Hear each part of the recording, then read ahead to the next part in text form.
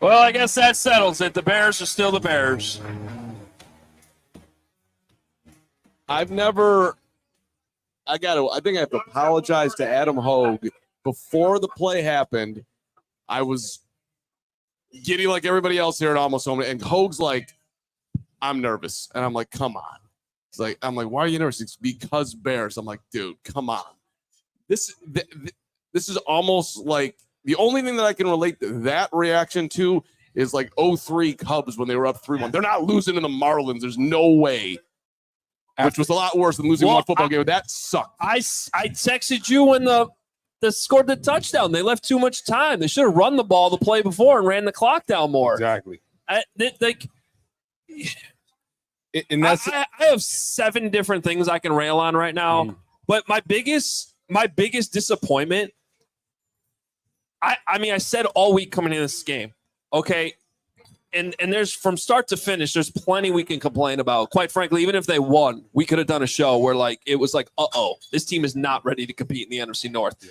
But that being said, I thought this was a prove-it game for so many reasons, and maybe at the top of the list was the coaching staff. Mm-hmm. Yeah, and they freaking blew it completely across the board. Okay, and I'm even going to save some of this because we got a long show to do. Obviously, we could probably spend 20 minutes on that stupid-ass handoff to Doug Kramer, which you have not earned in this moment. Okay, but I didn't like the play calls right before they managed to score, which they did. Mm-hmm. They left too much time on the clock. And then right there at the end, you could have called timeout to reset your defense, which most coaches would have done there in that situation, just to make sure everybody knew their jobs. They have 3 timeouts. You have plenty of timeouts. You could have you make sure everybody on that field knows what their job is. Okay, there's personnel problems. How many under 6-foot defensive backs can you have back on a Hail Mary? Yeah. It makes no sense. Put Cole Kmet back there. Put somebody DJ tall. Moore, put anybody. Keenan Allen, somebody. Half those guys in that picture, there's probably a freeze frame we could throw up, are not the tallest guy in the field. Yeah. Okay, and then on top of that, someone didn't do their job because, Woot, you know this. We were just talking to Lance, who's going to come in here soon about this. Somebody's job is to stay back on whoever becomes 100%. The deepest man on the tip. Correct. Defend the tip. You have to. You're supposed to defend the tip. So somebody didn't do their job, whether that's on, and they've repped it. We've watched Hail Marys going back to training camp now forever, but someone didn't do their job. Okay, so I get it. They missed a blatant hold on that. They missed a blindside block on that. I get all that.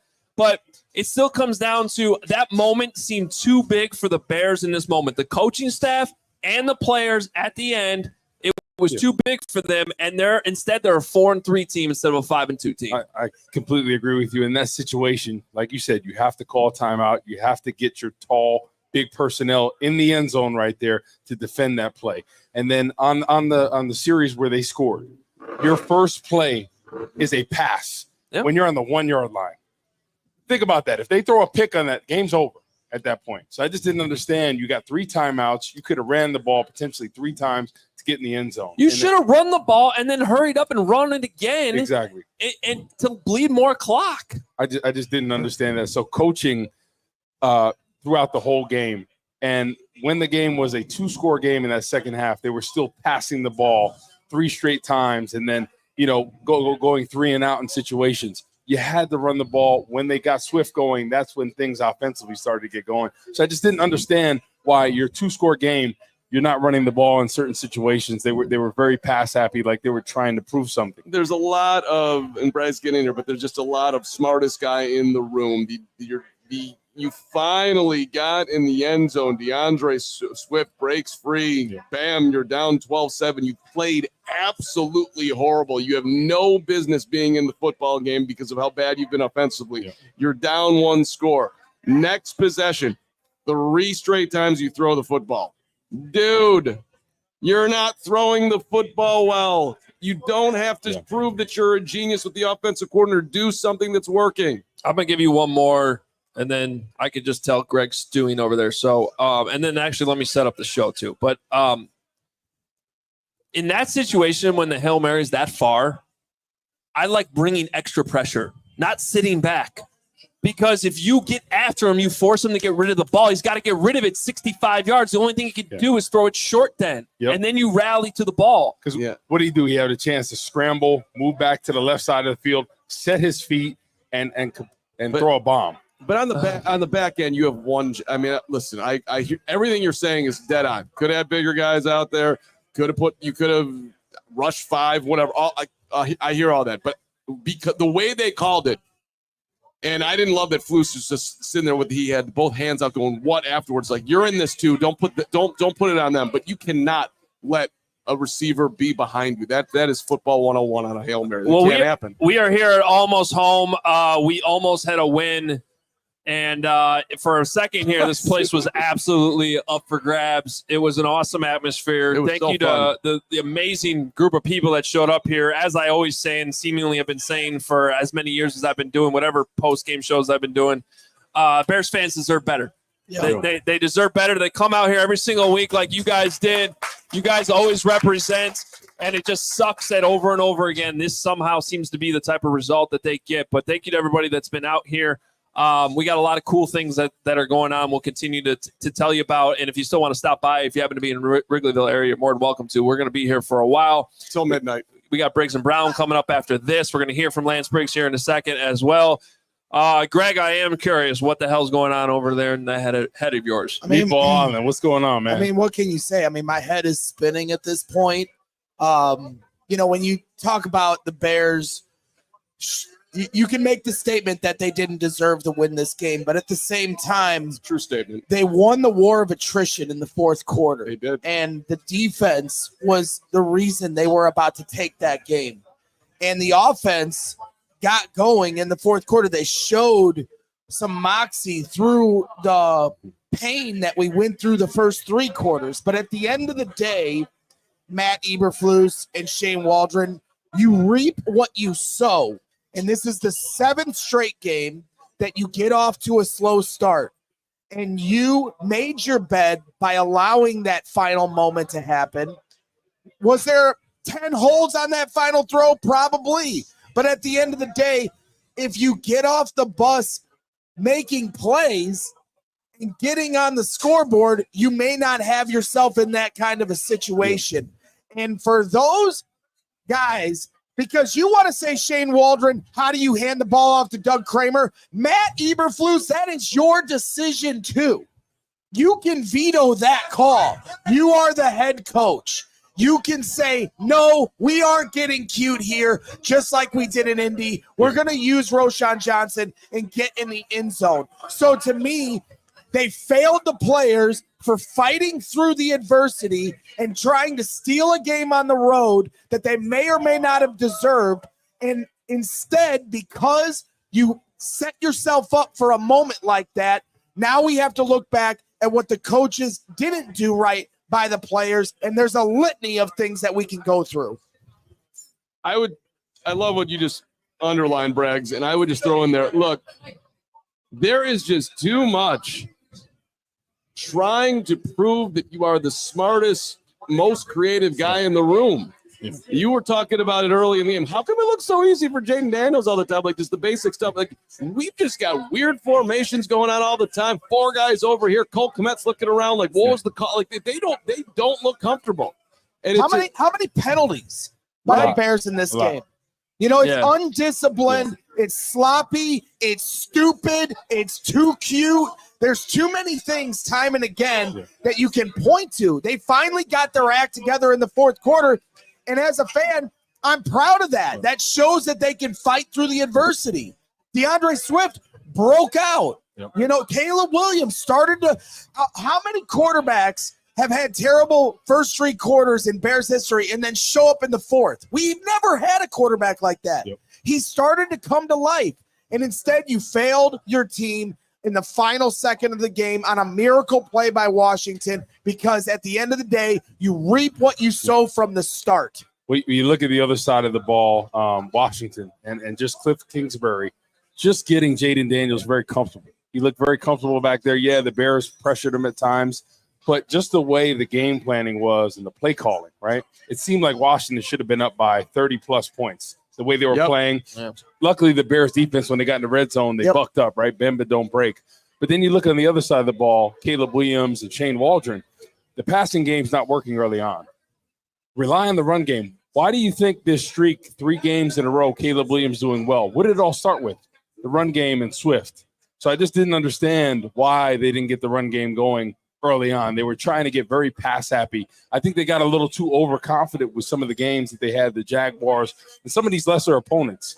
Like, let's be real. You know, I was talking to Lance about this. He was like, they haven't played anybody. 7-20 is the combined record of everyone. Yeah, they haven't played anybody. So the thing is, I think they had a false sense of where this offense really was. I think we all did, right? Because we're thinking they've arrived, and they really haven't. Yeah. Washington came out to play. Dan Quinn had them playing football, right? So this is a great challenge. You had a chance to really get the run game going, and they didn't. They wanted to get too pass happy. Let me just throw one more in there, too, along those lines. You're calling quarterback draws on back-to-back plays late in the game after your quarterback has been smacked around 100. Yeah. Hello. He's not here for just this season. He's not here for just this week. You need, thank you for the Miller Lite. We need a bunch of them. You need to keep him healthy. Mm-hmm. That's not the play call. That's not what you're trying to do. He's running enough out there. Don't design run for Caleb Williams in that point. That's ridiculous. Yeah, so you got the 2 back-to-back design runs, and then when you're on the 1-yard line, you do a fade route. What if that play gets picked in that situation? Well, first of all, fades are just anybody paying attention to the league knows that fades are fading out of style because they don't work. They're a low percentage throw. Right. They are. They're just this has been a trend that goes back a decade, and people who still call them are stupid. Yep. It's not a high percentage throw, and it's just wasting it down there and not running the clock in that situation. I don't know what happened with those QB They had draws. one timeout. They have one timeout left. So I agree with you about running that clock down. Yeah, or force them to use the timeout because guess what happens? They don't have the timeout. The game's over. The game's over. All right, but I want to call a timeout here because it is going to be the easy route to just attack Shane Waldron about everything. And we can spend an hour talking about how stupid the Doug Kramer play call was. But at the end of the day, they had a litany of injuries on the offensive line. Caleb Williams probably had his worst game since the Titans game. And if not for the fourth quarter pick-me-up, it would have been his worst game of the season. His accuracy on the deep ball is not there. He did find himself in the fourth quarter. So I don't really have an issue with the play calling in the fourth quarter specifically. If you want to talk about it in the first 3 quarters, they just could not find their momentum. The defense continued to hold serve with 3 points. But Greg, I'm not talking about play calling. I'm talking about situations to win the game. Bleed the clock. Use the opponent's timeout. I'm talking about head coaching stuff. Okay, and the Doug Kramer one we can spend an hour on. But at the end of the day, they got in the end zone with Roschon Johnson to win the game. So we can talk about the QB draw and the fade, but they got in the end zone. Caleb Williams was making throws and settling in, despite the fact that you've got Karan Amagaji playing left tackle, and he just got here from Yale and has barely been with the team because of injury. So they started to figure some things out. Like I said, we can rail on the Doug Kramer play all day, but I think it's low-hanging fruit to just attack Shane Waldron. No, I disagree with that because Amagachi, this is his first game as a starter, right? Coming back from an injury. And anyone knows in this league that you got to give a rookie chip help. And what did they do? They left him on an island early on. And what did they do? They pressured, they hit Caleb coming off his side. So I do think this is a lot on Shane Waldron because in that situation, you have to know your personnel and know where your weaknesses are. So we didn't see much chip help, even after he kept continuing getting beat by simple moves. Well, if we're going to go down the Karan Amagaji road. Well, let's hold it. We got to take our first break here, and we don't need to go into Karan Amagaji in the A block. OMG. Karan Amagaji. OMGaji. Oh, my gosh. Does not get the A block honor tonight. All right. He was creeping on it for a minute there. Thank you for everybody being out here at Almost Home today. We got our Miller Lights ready, and we definitely need them right now because a lot has changed over the years, but not the way the Bears break our hearts. Also, another thing that has not changed is the great taste of Miller Lite. Also, that it's less filling. And we always say, what's the best thing about the original light beer? Well, Miller Lite sparked this debate in 1975. They still have not settled it because is it that it has great taste or that's less filling? Well, the reality is it's both. And with all your moments with the official beer of the Chicago Bears, you can always go back to Miller Lite because that's the one thing that's dependable. That's the one thing that can get us through this. Miller Lite keeps it simple, undebatable quality, great taste, only 96 calories, and, of course, the official beer of the Chicago Bears. You don't have to choose what's best. Miller Lite is great taste and is less filling. Tastes like Miller time. To get Miller Lite delivered right to your door, visit MillerLite.com/CHGO football, or you can find it pretty much anywhere that sells beer. Celebrate responsibly. Miller Brewing Company, Milwaukee, Wisconsin, 96 calories per 12 ounces, fewer calories and carbs than premium regular beer. And Gregory, and to everybody, shout out to our friends at ComEd. And Gregory, you know that ComEd can help businesses save money by becoming more energy efficient. I did not know that ComEd did that. Yep, the energy efficiency program can help find up to 35% in energy savings. So what should business owners have to do? They should sign up for free and do it and get yourself a free facility assessment at ComEd.com/biz. So why aren't more businesses doing that, Mark? Maybe they forgot the website. ComEd.com/biz? ComEd.com/biz. ComEd.com/biz. ComEd.com/biz. That should do it for it. ComEd.com/biz. Terms and conditions apply. Offers are subject to change. Actual savings will vary by customer's energy usage and rate. The ComEd Energy Efficiency Program is funded in compliance with state law. Before I lose my mind again, because they keep showing the Hail Mary on TV and I keep finding more and more things wrong with it, let me tell you about something great we're doing today, and please help us out. We know a lot of people like to send super chats and support the show. We greatly appreciate it, but please consider sending some of your money today to the Vaughn McClure and Jeff Dickerson Foundation. The website is tvmjdfoundation.org/donate. We've had a great weekend with the Vaughn McClure and Jeff Dickerson Foundation, an awesome event on Thursday at Tao in the city. The third annual now, JD Tailgate going on in Vernon Hills today. We'll check in with them again, assuming they're still there. They may have just left and run out of there because of how that game ended. But we do have some photos to share. The mission of the foundation is to support research initiatives in heart disease, mental health, and cancer, alongside with the development of future journalists. They set aside some money for scholarships for young journalists.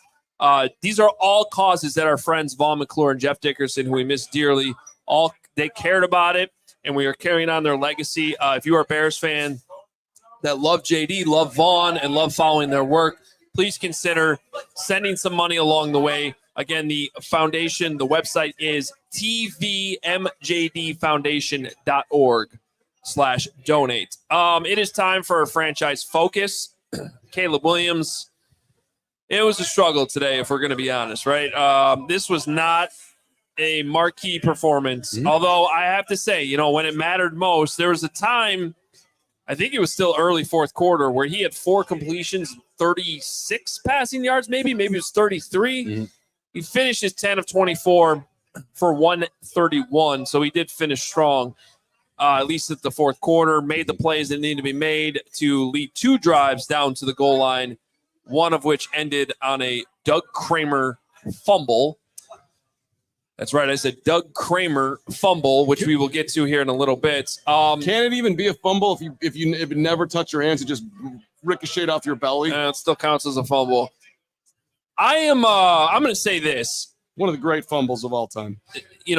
This being our franchise focus, and all due respect to Doug Kramer not being the franchise right now, it's tough to feel good about anything that happened really offensively today, except for them, like to Greg's point, getting in the end zone there at the end. I'm not worried about Caleb. I think he was a little too amped up going home today. I thought he looked that way in the first quarter. I'm not sure he ever really settled down. I don't know that the coaching staff helped him a ton. I cannot wait to watch the All-22 because one of 2 things was happening throughout this game, and neither are good. But either nobody was getting open or Caleb wasn't seeing the guys getting open. Right. Now, we couldn't see on the TV copy, but he was holding onto the ball for a long time, and once we see the All-22, I said all week, I thought the Bears wide receivers had a huge advantage against what is basically a no-name secondary for the Commanders. So if they weren't getting open, that is very concerning to me. But maybe they were, and they were just downfield, and Caleb wasn't seeing it. I don't know, but it was not a good game for the quarterback. I think it was a combination of both. I think I thought there was going to be some rust after a bye week. I think people sleep on the bye week. You get a rhythm, you get some continuity with the offense, and then you take a week off. I think things are tough. But at the same time, he's missing a lot of throws early on. I think it was a combination of receivers not getting open, him not making throws off and errant, and them not getting the run game going. Early on, they just really didn't try to make a concerted effort to get the running game going. I think the common denominator between the past 3 weeks before this game was getting the run game going with Swift. And what did we see? When they finally got things going offensively in the fourth quarter, what was the common denominator? Swift, getting the run game going. Because I think it takes pressure, right? When you're one-dimensional, there were so many times where we saw the Bears go 3 and out on 3 consecutive passing plays. And it was a 2-score game. And you're like, in the third quarter, you're panicking at this point. So I think Shane Waldron went in panic mode in the third quarter and just said, hey, we need to pass the ball, as opposed to, hey, let's get the running game going. Let's get some rhythm. Let's get some timing with Caleb in this offense. Do we have any plays that don't take an hour to develop? It was unbelievable. Every time he's dropping back, he's got to move around, looks confused. It's I don't know, disheartening might be a little bit too strong, but it's disappointing. There's a better word. Because he was 60 for his last 81 coming in here. And I get it. The Bears haven't haven't beaten any good teams, 7-20, the record of the teams that they've beaten. I get all of that. But you expected coming off the bye that there would be some rhythm. We talked this week about, Caleb was talking about flow to the offense. We did not flow today. Yeah. We didn't even drip. It was painful from the start. And I guess there maybe was a couple minor flowage, if you want to, in the fourth quarter, but that was it. They had flow in the fourth quarter. Like I said, if you want to be critical of Caleb Williams' day, the first thing you're going to talk about is downfield accuracy, because it's just not there. He's still trying to find his spot. Now, in the fourth quarter, he threw a dime to DJ Moore under duress. That was an amazing throw, but we haven't seen enough of those throws, like the way Jaden Daniels hit his Terry McLaurin in stride down the field when he beat Tyreek Stevenson down the left sidelines. It's a big third down to Rome was a good play. In the first half, that's where, like I said, that's where you reap what you sow. What happened in the first half, and this has been the recipe for the Bears all season long, where it takes them a whole half or 3 quarters to get going offensively. And to me, when you talk about Caleb's decision-making, where he slid down on, 3rd and 1, like that's not awareness of where the first down marker is. He was zipping throws. He was obviously a little too amped up for the moment, and it caught up to them by the end of the game because essentially they ran out of time. It's the weirdest thing to talk about because they should have won the game, and Caleb should get a lot of credit for the way he bounced back in the fourth quarter. But ultimately, because you give up a Hail Mary, now we need to focus on the things that didn't win you the game. And so Caleb, is going to have to wear some of that. It wasn't a great game, but like I said, I was encouraged by what I saw from him in the fourth quarter. He made some unreal throws. That sidearm throw in the red zone was unreal. That DJ Moore throw was great. The Keenan Allen double move to get the penalty, that was going to be a good ball. He had to hold him or it's a touchdown pass. The thing I hate about this game is people are going to look at this and say, Jaden Daniels, we should have picked him, this, that, and the other, because he had a better performance stats-wise. It doesn't matter at this point. The thing about Jaden Daniels, what he has is an offensive coordinator that calls plays for what he's comfortable with. You see him in the pocket. He looks very comfortable there with the calls, the checks. It seems like they're on the same page. It seems like this Bears offense is not on the same page. And maybe we got a false sense of reality because of the opponents we played. Honestly. Well, yeah. But I don't know. Make Dan Quinn. Dan Quinn should be coach of the year. You look at the personnel he has on that defense, and it's not just today. They've been exceeding expectations. But, to have the Bears at 0 points for as long as they were in this game, though, I'm sorry. I got to put that more on the Bears offense and say that, you were playing some easier opponents, but, the Packers barely beat the Jaguars today. What happened in London was real, and apparently it stayed in London because it didn't translate at all today. They reverted back to an offense that looked confused, that couldn't get their cadences right, that jumped off sides, delay a game.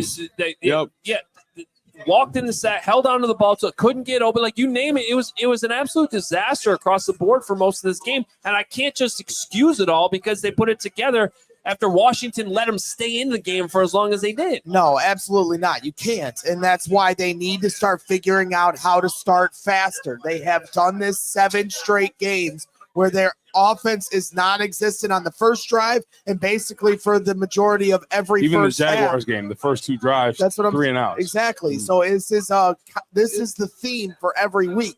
We talk about whether it's the play call or what Caleb didn't see downfield, whether it was receivers aren't open or Caleb wasn't hitting them. The other element of this that we have to acknowledge was the offensive line was a mess today. So, there was a lot of breakdowns because there was a lot of injuries to the line and just people not, doing their job. And so that to me is the biggest concern. Like, I'm not worried about Caleb the guy. I'm not worried about Caleb the talent.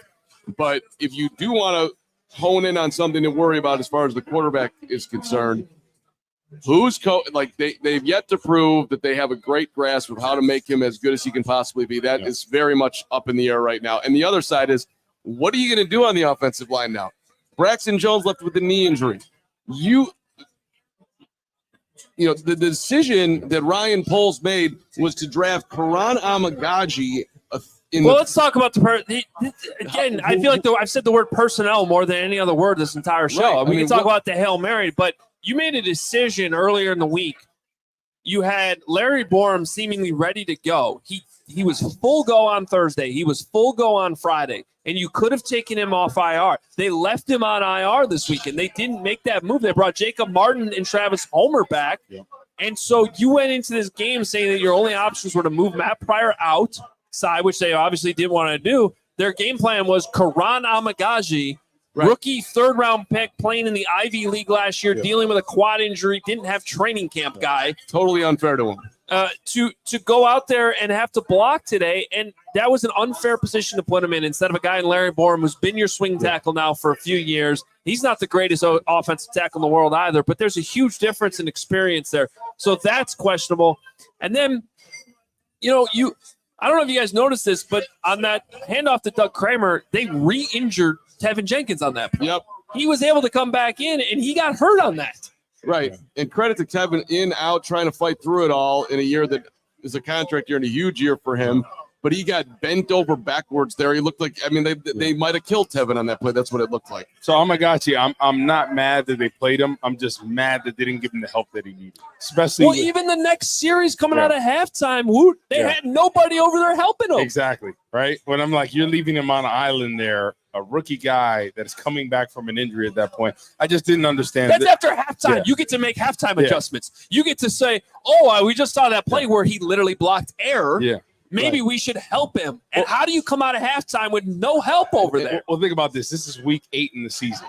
You should have everything ironed out for personnel, your adjustments, what you're doing. You should have a rhythm, a flow to the offense. And what we saw today was getting back to week 1. It's like we hit the rewind button. And you're like, we've made so much progress. We've got some rhythm to the offense. We've got the running game going. And then what do? Oh, yeah, Caleb's arrived at quarterback. Let's just have him air the ball out. And there's no run game early on. And then all of a sudden we get Swift going. And what happens? Caleb gets more confident. He starts completing some passes down the field. There's a correlation, right? Most quarterbacks, if they get the running game going, right, whether it's the quarterback, whether it's the running back, the combination, the passing game is going to benefit from that. And I think Waldron got away from that too early. Well, when you talk about one of the correlations of why it started to get going, I think there's a couple that we have to at least try to ask or consider, and that's the penalties started to get shored up in the second half more so than in the first half. I was putting them behind the sticks. I have some other thoughts that are a little more wild card thoughts, but I'll save them for later because I'm sure they're going to fire up a longer debate. And you guys, so I know we got to take a break here. I look forward to those. You're going to fire somebody. Carman, you have the first read coming up here. Let's first get to our first big money super chat of the show. We got Edward coming in with a $50 super saying Flus cannot prepare this team for a JV game. I'm looking at how this team performs week in and week out and debating on if Eberflus is the right man for this job. Poor decision-making and lack of situational awareness is killing This team, by the way, a missed challenge in this game, too, on a ball that appeared to be incomplete. And good job by the Commanders rushing up to the line of scrimmage and snapping it. The Bears have not been good in that area so far this season. Shout out to 8,000 people who have texted me about Matt Eberflus as I'm doing the show here. And shout out to our friends at Sunnyside. What is Sunnyside? Well, it's your home for judgment-free cannabis shopping, a place where all kinds of visitors are welcome to explore and discover and purchase a wide array of high-quality products. Yes, it is your best weed option around, and one-stop shop for all your cannabis needs. Sunnyside has got 100 different strains to choose from. They've got the all-new, it's a beautiful limited-time offer on the Island Vibes. They've also got disposable vapes, 510 carts. They've got the Destination Relaxation that they just brought in, the Good News Island Vibes, all the good stuff. You want it, you need it, you love it. Visit sunnyside.shop for bright buys every day, including for you, the CHGO listener, 50% off your first 3 online purchases. Enter the promo code HICHGO. That's HICHGO at checkout to qualify. Exclusions apply. Sunnyside Cannabis Dispensary. Bright buys every day, only for 21 and over or Illinois medical card holders. Well, I know I'm wearing my GD shirt today, but underneath this shirt is my very comfortable Rowback hoodie. And you know by now we wear Rowback all the time. It's quite simple. The best fit, the best feel, the quality of the gear just speaks for itself. Their performance polos perform better in the heat than any other polos. They're moisture wicking, so the polo doesn't stick to you, and they have such a nice stretch. And with fall here now, what better item to prepare for this season than adding one of their performance hoodies to your closet? That's what I'm wearing right now. They're the softest items we own. We cannot take them off. That's why you see me wearing them pretty much twice a week. Incredibly versatile. You can wear these clothes all the time, no matter what the occasion is. So right now, use code CHGO Bears 20. That's CHGO Bears 20 on Rowback.com for a generous 20% off your first order. That's spelled RHOBACK.com. 20% off all polos, hoodies, and shorts with code CHGO Bears 20. Make sure to check them out. They will have you ready for whatever travels or activities you have.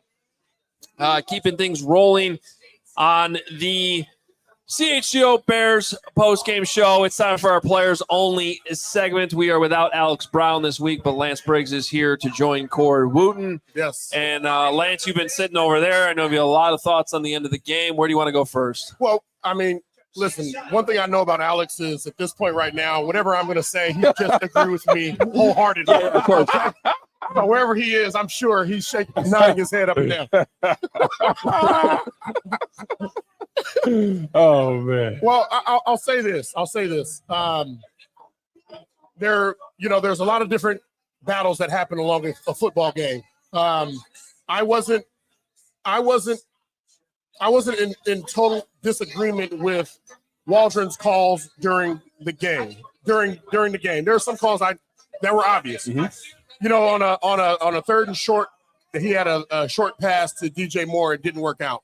I believe DJ Moore is a different type of receiver. Mm. He's kind of a running back that's playing receiver. Yep. So getting the ball out to him in a one-on-one, that quick throw, typically 9 out of 10 times he wins that. Yeah. You know, that guy made a nice play. It was a hell of a play. Yeah. It was a hell of a play, but I understood him going out, and I'm a guy that prefers you to hand the ball off, but I believe DJ Moore is a little bit different. Yep. Well, he's a yards after contact type of receiver. Yep. I thought Caleb was off. You know, he's been off since week 1.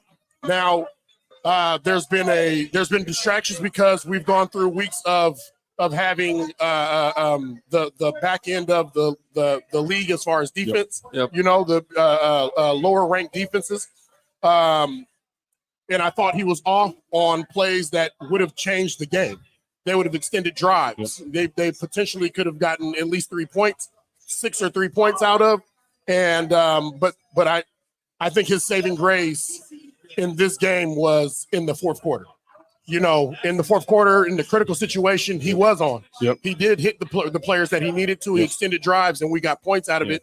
And there's something to be said about that. Yeah. He actually, when we needed him to drive down to help win the game, he did that.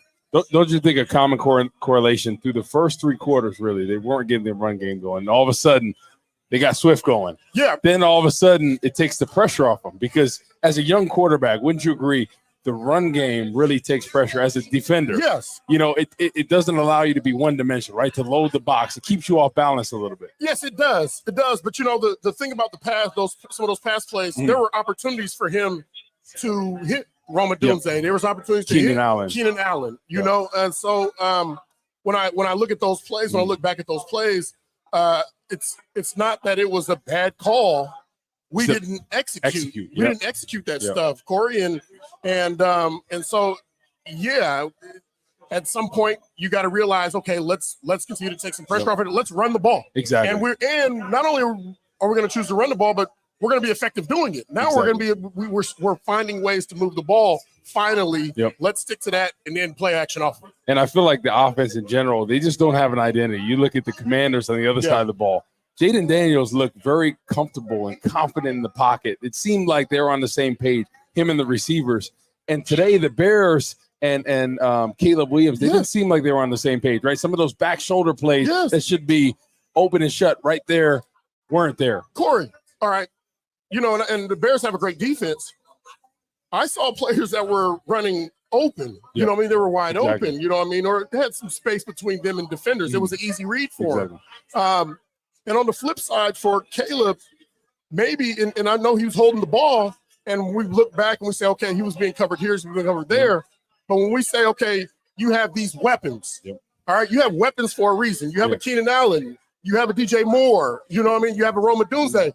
They don't have to be wide open for you to throw the ball to them. Throw it to them. Let them make a play. Let them make a play. Exactly. Throw it up and let them make What do we see with Russell Wilson, right, last week with George Pickens? Yes. He threw the ball up and said, make a play. And what did he do? He made a play. Exactly. So they have playmakers that I believe are way better than George Pickens. No disrespect to him. Right? You got some of the best receivers in the league. Right. Let him make a play. I agree with that. And if you have a guy, listen, he's one-on-one, and the comment was made that this defensive backfield is a no-name defensive backfield. Right. Pick a guy and take advantage of it. Exactly. Aaron Rodgers used to say all the time. He said, "Listen," he said, "There's specific DBs that you guys have that as soon as I see them, I'm going at them all day long." You know. So when you have these weapons, you say, "Okay, there's one of these guys that if we get pressure and I drop back, I'm going at you no matter what." Exactly. No matter what. And there's 2 guys when we played, they weren't going at, right? Peanut and Tim Jennings. They weren't going at them, right? Nope. If one of them were hurt. Yeah, it's a different story. But can we talk through the Hail Mary a little bit, because you guys have been in these situations before. I want to hear your take on it. I have issues with the personnel, but I think with even the personnel on the field, there was a breakdown. There was, in my opinion, a mishold too. But whatever, like, you still got to defend it. Up front, just so you guys know, because I went back and watched this a couple times. They did a 3-man rush with a backer hanging back. Okay, and I think the backer was TJ Edwards. On the field, the lineman, or in the middle, was Jervon Dexter, who got stuck on his block and couldn't get off it. Jacob Martin, who actually had a nice rush, but that's a backup. And then DeMarcus Walker. So Montez Sweat not on the field in that moment. And then obviously on the back end, you dropped everybody back there. So you would have 7 DBs back essentially. I can't see all the personnel, but that's the best I saw. And there was no subbing in an offensive player. And then Tyreek Stevenson, who I think was the guy who ultimately got his hand on the ball, tipped it up, not down. Yeah. So that's just setting everything up for you guys. Take it from there. Woo! Lots to unpack there. Let's start with the rush. Yeah. All right. I've always believed that a 4-man rush, and then not only a 4-man rush, but having Montez Sweat in a revenge game against his old squad, there's added motivation there. It gets the quarterback off the mark. A lot of times, you'll run that quarterback to the sideline. He has to throw a ball he doesn't want to throw, but that's what you want him to. You want him to throw a ball before or throw it in a way that he doesn't necessarily want it to be thrown, if that happens. Exactly. Best case scenario, you get a sack, he throws it away, it's game over. That didn't happen. They dropped. I thought they were going to bring forward, and they dropped the guy. And I think it also plays to the mentality of your defensive coordinator. Yep. You know, you have coordinators that say, okay, and I see it in two ways. You have quarterback that says, I'm worried about everything that you do, and you have a quarterback that says they need to worry about everything that we do. And in that situation, it says we're worried about what they're doing, so we're going to drop one, rush three. You should bring guys in. You should bring a Roma Dunze in. You should bring some of your Cole Kmet, maybe. Cole right? Kmet. And that can be physical. You're playing basketball, essentially, absolutely. Right? We're playing basketball. And everybody is taught, Adam, to bat it down. We're playing volleyball. Volleyball, yes. Spike it. Spike the ball. Spike the ball down. Spike the ball, period. And there should be, whoever that safety is, there should always be someone back with that back safety. Yep.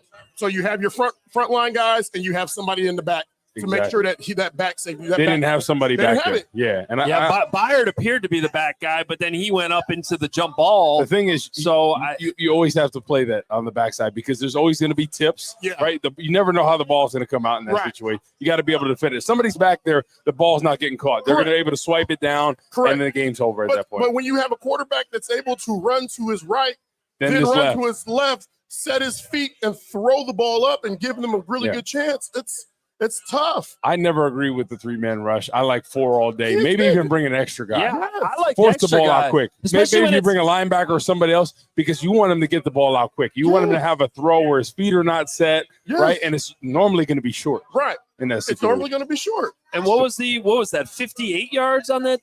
Because 52 was the official total, but he threw it from farther back than that too. So, but my point is if it's like a Hail Mary from the plus 40, then maybe you don't bring an extra guy because he doesn't throw it as far. Will you bring extra pressure though in that situation? You're forcing that guy to get rid of it early, and he's got to throw it basically 70 yards in the air. Yeah, I think that was just bad coaching. I think they missed the mark on that because they could have snuck one in a game that they got dominated on all sides of the football. You could have snuck a win in that situation. Gotten to 5-2 in that point. Corey, I was coming in here like I was ready to rip Caleb for his performance today. I was ready to rip him, and then that fourth quarter happened. That him driving our team down in the end of the game when we needed a score and got that score. That's huge. It is critical situation. That's what we want out of our young quarterback.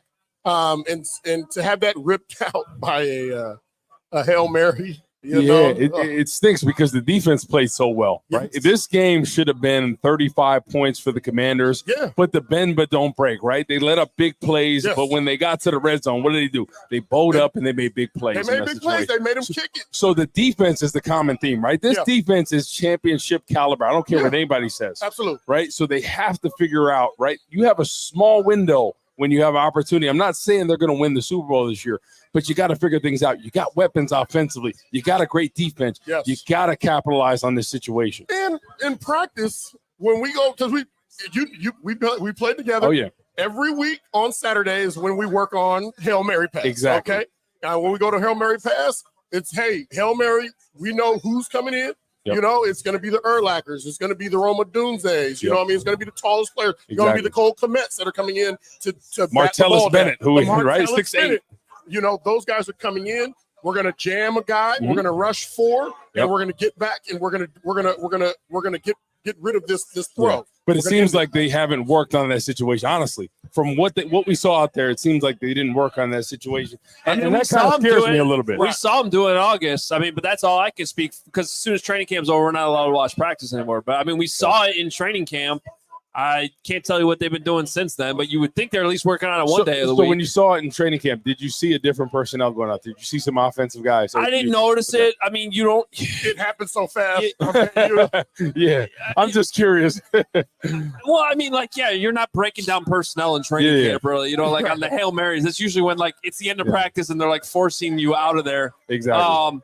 So I guess not, but I'm guessing that probably didn't happen, and now maybe they'll go back and look at it. It just seems like that's been such a theme, guys, so far this season, whether it's on offense mostly, and then now in a critical situation on defense, is like this coaching staff struggling with putting the right guys on the field. It is, and it's so hard to win in this league, right? It's so hard, even despite how bad they played. they still had a chance at the end of the game to win this. And it's just so frustrating, right? Because we're over here celebrating after they scored that, right? And you're like, the situation is perfect, right? They got 20 seconds with one timeout. Yeah. They have to drive the length of the field. And you're like, we got this on lock, right? And then all of a sudden, what happens at the last play of the game? There's no reason they should have lost that game, honestly. There is no reason at all they should have lost that game. I'm just trying to go through the losses. There's a lot of them, obviously, at the top of my head, but that's at the top of the list and the most gut-wrenching. That's terrible, right? You had a chance to sneak one, regardless of how well they played against you. You figured it out. Which what did I say in pregame? I said, just get the win. Yeah. That's all that matters. That's all that matters. Get the win. What's important now? Winning the game. Go 1-0. That's it. And a lot of things happened in that game, and the Bears were able to keep it close. Exactly. You know, they turned offensive drives into 3 points or no points at all. Exactly. You know, and had they not have done that, we wouldn't have had a chance to score or to have that drive at the end. And then when we needed it the most, the offense drives down and we score. We get points. Then we go for 2. Exactly. You know, so everybody's at ease because we're like, okay, we got this at game. best, they're probably just going to tie the game. We go to overtime. Exactly. All right. Nope. Hail Mary. Last second, it's going to be all over every network possible, right? Bears lose. They showed NBC spent their entire in-between show. They just kept Sims showing it over and over and over again. All right, guys, let's get to our next big money super chat. We got William Owens with $50 saying you have to discuss Waldron and sticking to it. Also, discuss the defense called by the head coach in the last 2 seconds, which we did just talk about. We'll have more Lance Briggs coming up in a little bit because tonight it'll be Briggs and Woot on the post show as Woot will sub in for Alex Brown. We're going to bring Mark Carman and Greg Braggs back in here. But in the meantime, we want to make sure you know to get ready for this fall season with quality shades built to last. We've been blessed with this beautiful sunny fall every single day. It keeps coming. We've had to wear the Shady Rays longer than we usually do before it gets dark and dreary and dark, which right now it feels dark, right, with how that game just went. But our friends have you covered. Shady Rays with premium polarized shades that will not break the bank. They are an independent sunglass company offering a world-class product rated 5 stars by over 300,000 people. This is exclusive for our listeners. Shady Rays is giving out their best deal of the season.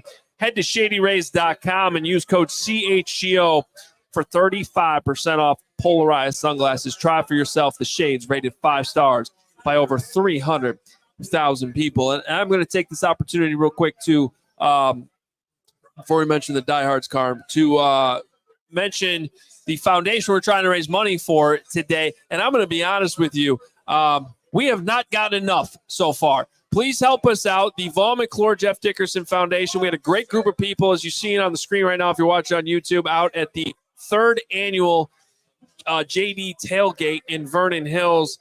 And look at all those people wearing their JD shirts, having a great time.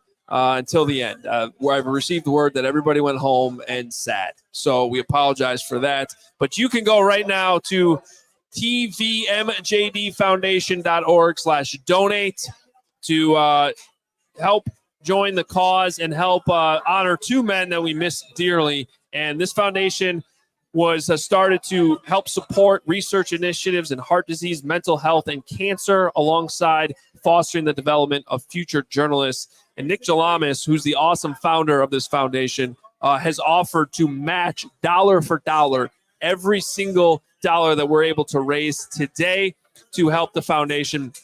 So appreciate the super chats that are coming in, but maybe you'll consider today, sending that money off to the foundation instead, or in addition to a super chat. Again, it's tvmjdfoundation.org/donate. Adam, I want to show you something here, and I want to see your reaction to this. Please, am I going to die? You're going to die. Yeah. Watch Tyreek Stevenson on the Hail Mary play to end the game. Ball snap. Watch Tyreek Stevenson, ball snap. Look at Tyreek Stevenson. He's taunting the crowd for those who can't see it. 10 seconds into the play, Tyreek Stevenson has his back turned, taunting the fans. As the play is going on the final play, the Hail Mary that eventually, and he's the one who ends up tipping the ball. But I guarantee you, think not down. about the DBs. Would he not be the tallest guy in the field? Among the defensive backs, yes, he would be. So I don't want to throw it out there, but I guarantee he might have been the guy behind him. Well, I don't care if he is or isn't. That is inexcusable, dude. You already got a penalty for poking a dude in the eye in a moment where the Bears were starting to gain momentum in the fourth quarter. Luckily, it didn't come back to haunt you there. But then on the final play, you're still screwing around, man. Like, you have all the talent in the world, Tyreek Stevenson. But if you can't understand the moment of when it's okay to be doing things, I like your competitiveness, but that is a sloppy mentality, and you have to be better than that, Tyreek Stevenson. And the thing about it is it comes from the head coach. Matt Eberflus has to talk to him about that. No, I'm going to say it even better. That's some of the biggest BS I've ever seen in all my years covering the team. That is an unbelievably horrible look. He should be benched next week. I'm not even kidding. Yeah, I would bench him. I would bench him. That message needs to be loud and clear. Yeah. You cannot be over on the sideline taunting fans celebrating a win while the ball's being snapped on a Hail Mary. For 10 seconds, not even just for a minute. Horrible. But you know what? Eberflus is not going to do anything about that. I promise you. Well, we're going to learn a lot about Flus right now because Tyreek Stevenson, first of all, that sucks because I got a list of 3 separate plays Tyreek Stevenson made today to prevent touchdowns. He did. To help lead to those field goals instead of touchdowns, including on a play where he got beat by Terry McLaurin, but still made a touchdown-saving tackle that ended up resulting in a field goal. The very next play, he made a tackle on a run that was going to go for a touchdown. And then later he did enough to knock that ball out of Zach Ertz's arms on what would look like a touchdown initially that got reviewed. So he did his part, but you're right, Braggs, because then later he gets the stupid taunting penalty by putting his finger in that offensive lineman's helmet. And then I've never seen anything like that. That is Jorge, I don't even know what to say. I mean, you played the game. That's horrible. Think about it. He's such a talented player, but I think his ego is getting in the way of everything. Honestly, I think you see a common theme throughout this league. Guys' egos get in the way of what they're doing. Play football at this point. Listen, you want to be Tommy Tough Guy when somebody's got a helmet on. Somebody's got a helmet on. What are you doing at that situation, right? I think critical point in the game to poke somebody in the eye. You get yourself a 15 yards there in that situation when you're trying to win the football game. I just don't understand it. Eberflus, you need to step up and check your players. Honestly. Or it's not going to stop. So I think just to try to explain it a little bit more, he's deep in the left corner of the end zone near the stands. The play is down the middle of the field. Like this. So he has to sprint after taunting the crowd. As the play is going on, he has to sprint back to where the Hail Mary is about to land, and he does. He sprints all the way over and leaps up. It's like he literally ran in and tipped it from. But he did the job that the Commanders are supposed to do. The Commanders are being taught to tip the ball up in the air and back. Right. So literally how you teach Hail Marys. He could have been the guy in the back, honestly. Yes. I guarantee you that could have been his role. Right. And he was over there messing around. Only the Bears will know that. But yes, Kevin Byard's been in this league for a long time. And for him to leave the guy behind him to go. I don't believe that. He's a smart guy. That seems I hard to believe. It was Tyreek Stevenson. It now makes sense that there's Tyreek Stevenson over on the side. Think about seeing the play. He's like this. He's like this. Oh shoot! Runs over there like oh crap. Tries to make a play on it.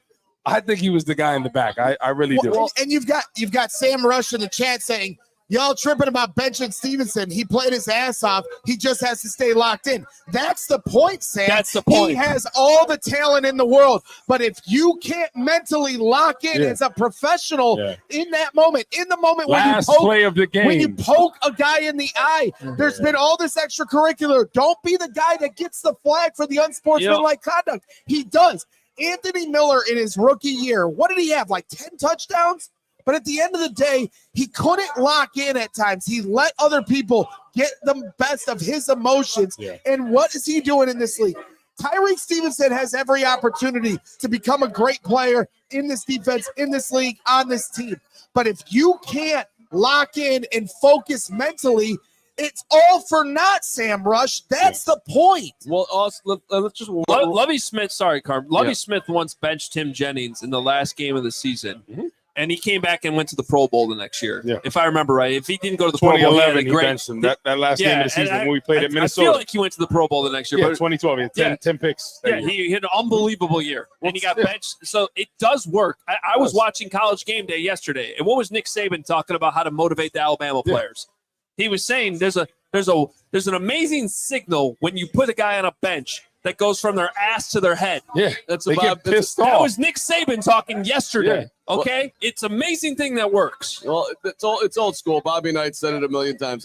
Especially bench to ass, bench to brain. That's how it works. Especially with younger players, you have to send a message, right? You have to send a message that this is unacceptable at this point. And I really do think he was the guy that was supposed to be back. I really do. I do. Maybe you're right, Woot. But let's rewind back just for a second to the play before. All you had to do was not let them get out of bounds in 4 seconds or whatever it was. So to give them the 2 seconds to throw it, all you had to do was you had to guard the sideline. That's a good point. Let them throw the ball in the middle of the field and play the lateral game. Yep. You cannot allow a nothing out in 3 seconds where they just run out of bounds and now they have a shot at it.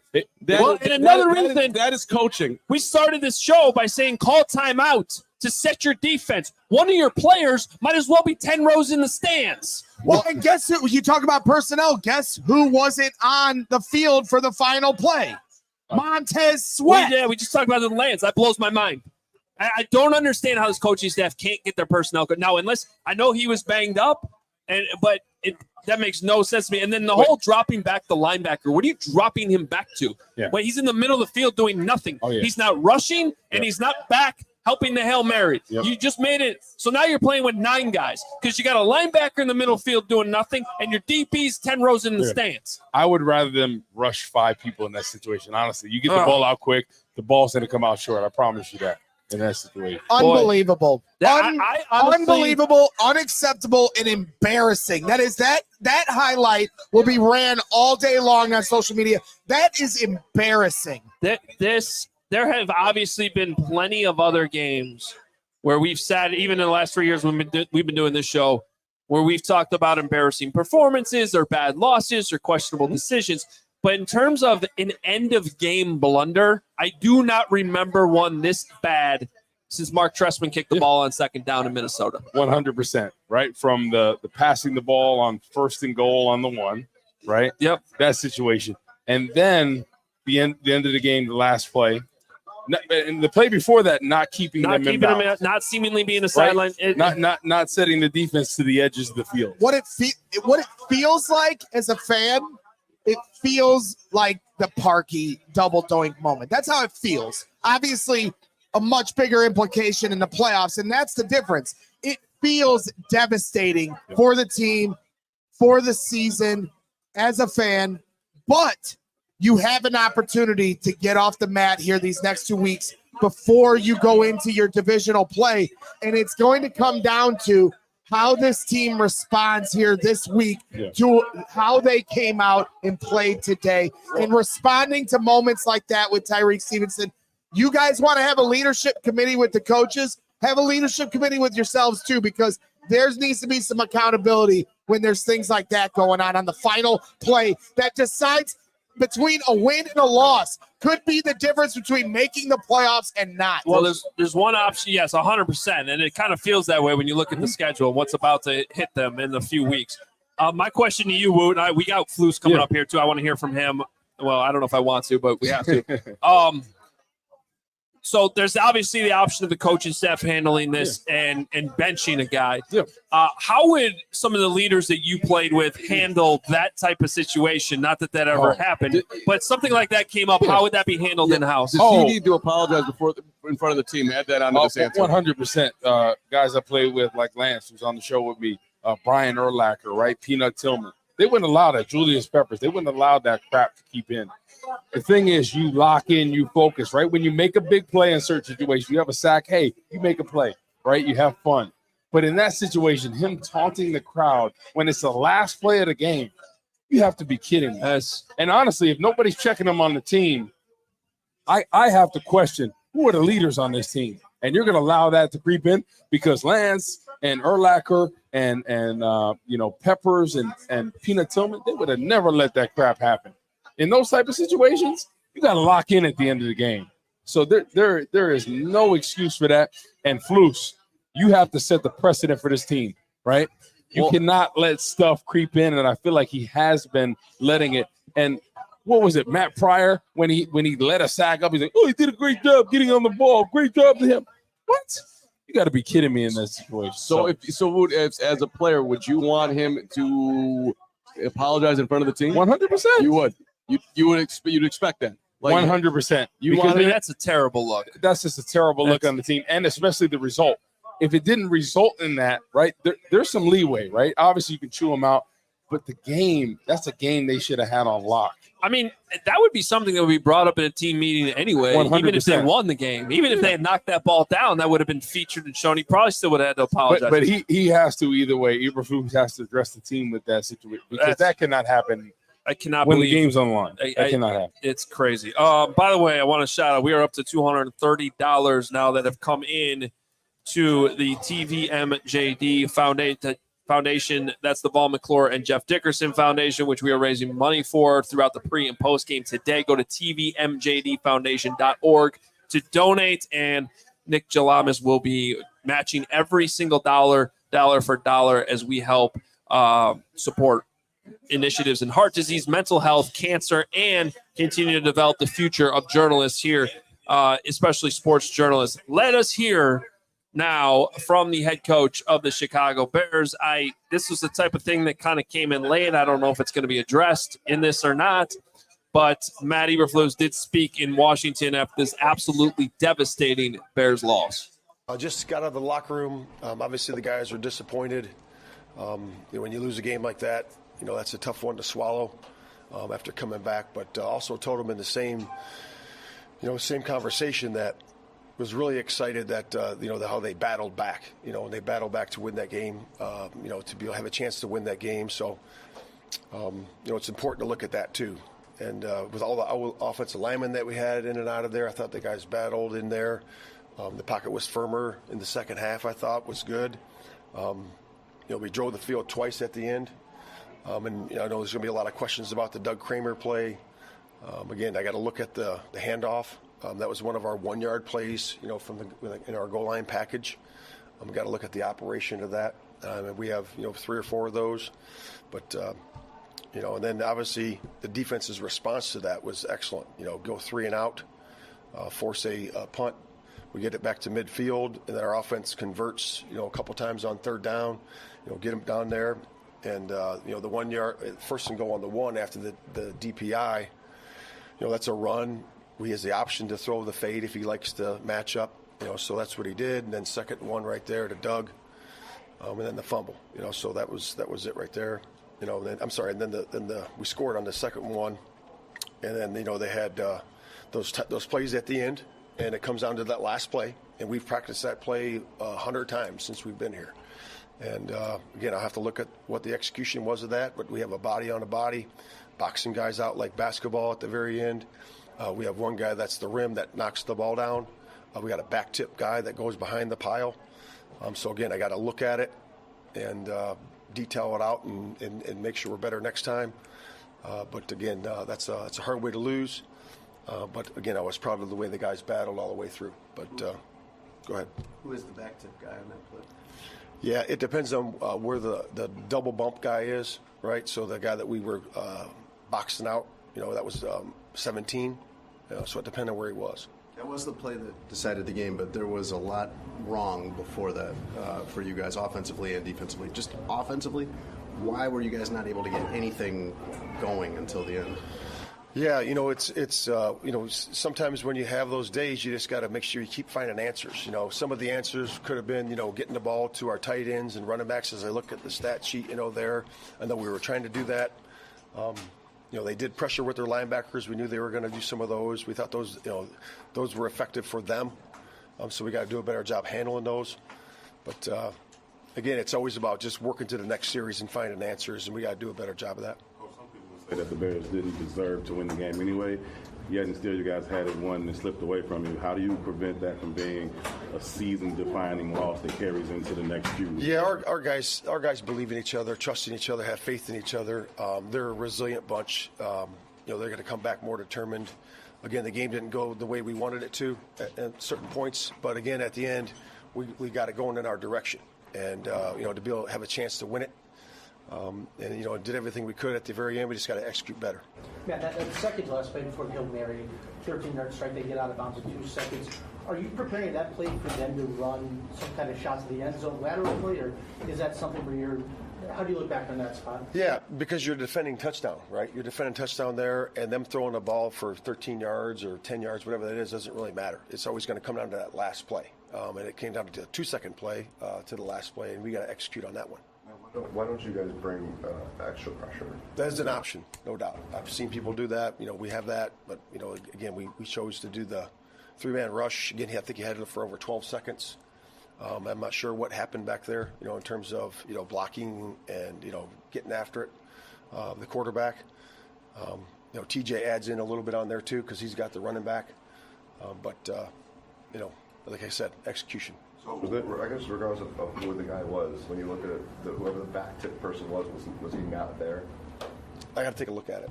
Yeah, I got to take a look at it. Any thought at all on your behalf to veto the the goal line play to Doug when it came to your head? No, it's a play we've worked. We've worked that play since he's been in there, and we've worked the mechanics of it. The handoff to him, and we just got to do it better. It's just wedge blocking, and you're on the 1-yard line. You got a big guy getting the ball, and so we've practiced it a lot. The logic of that call with the game on the line to give it to an offensive lineman, that you're on board with that?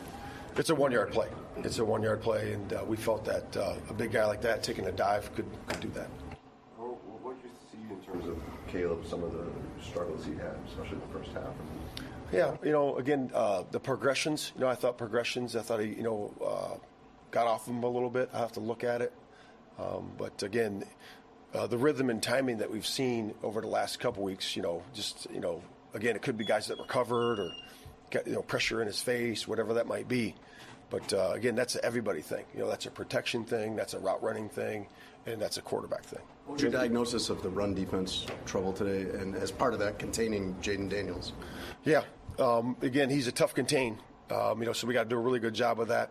And we did it with 4, we did it with 5, we did it, with 4 off of one side, 3 off of one side, 2 on the other. So we did that to some success.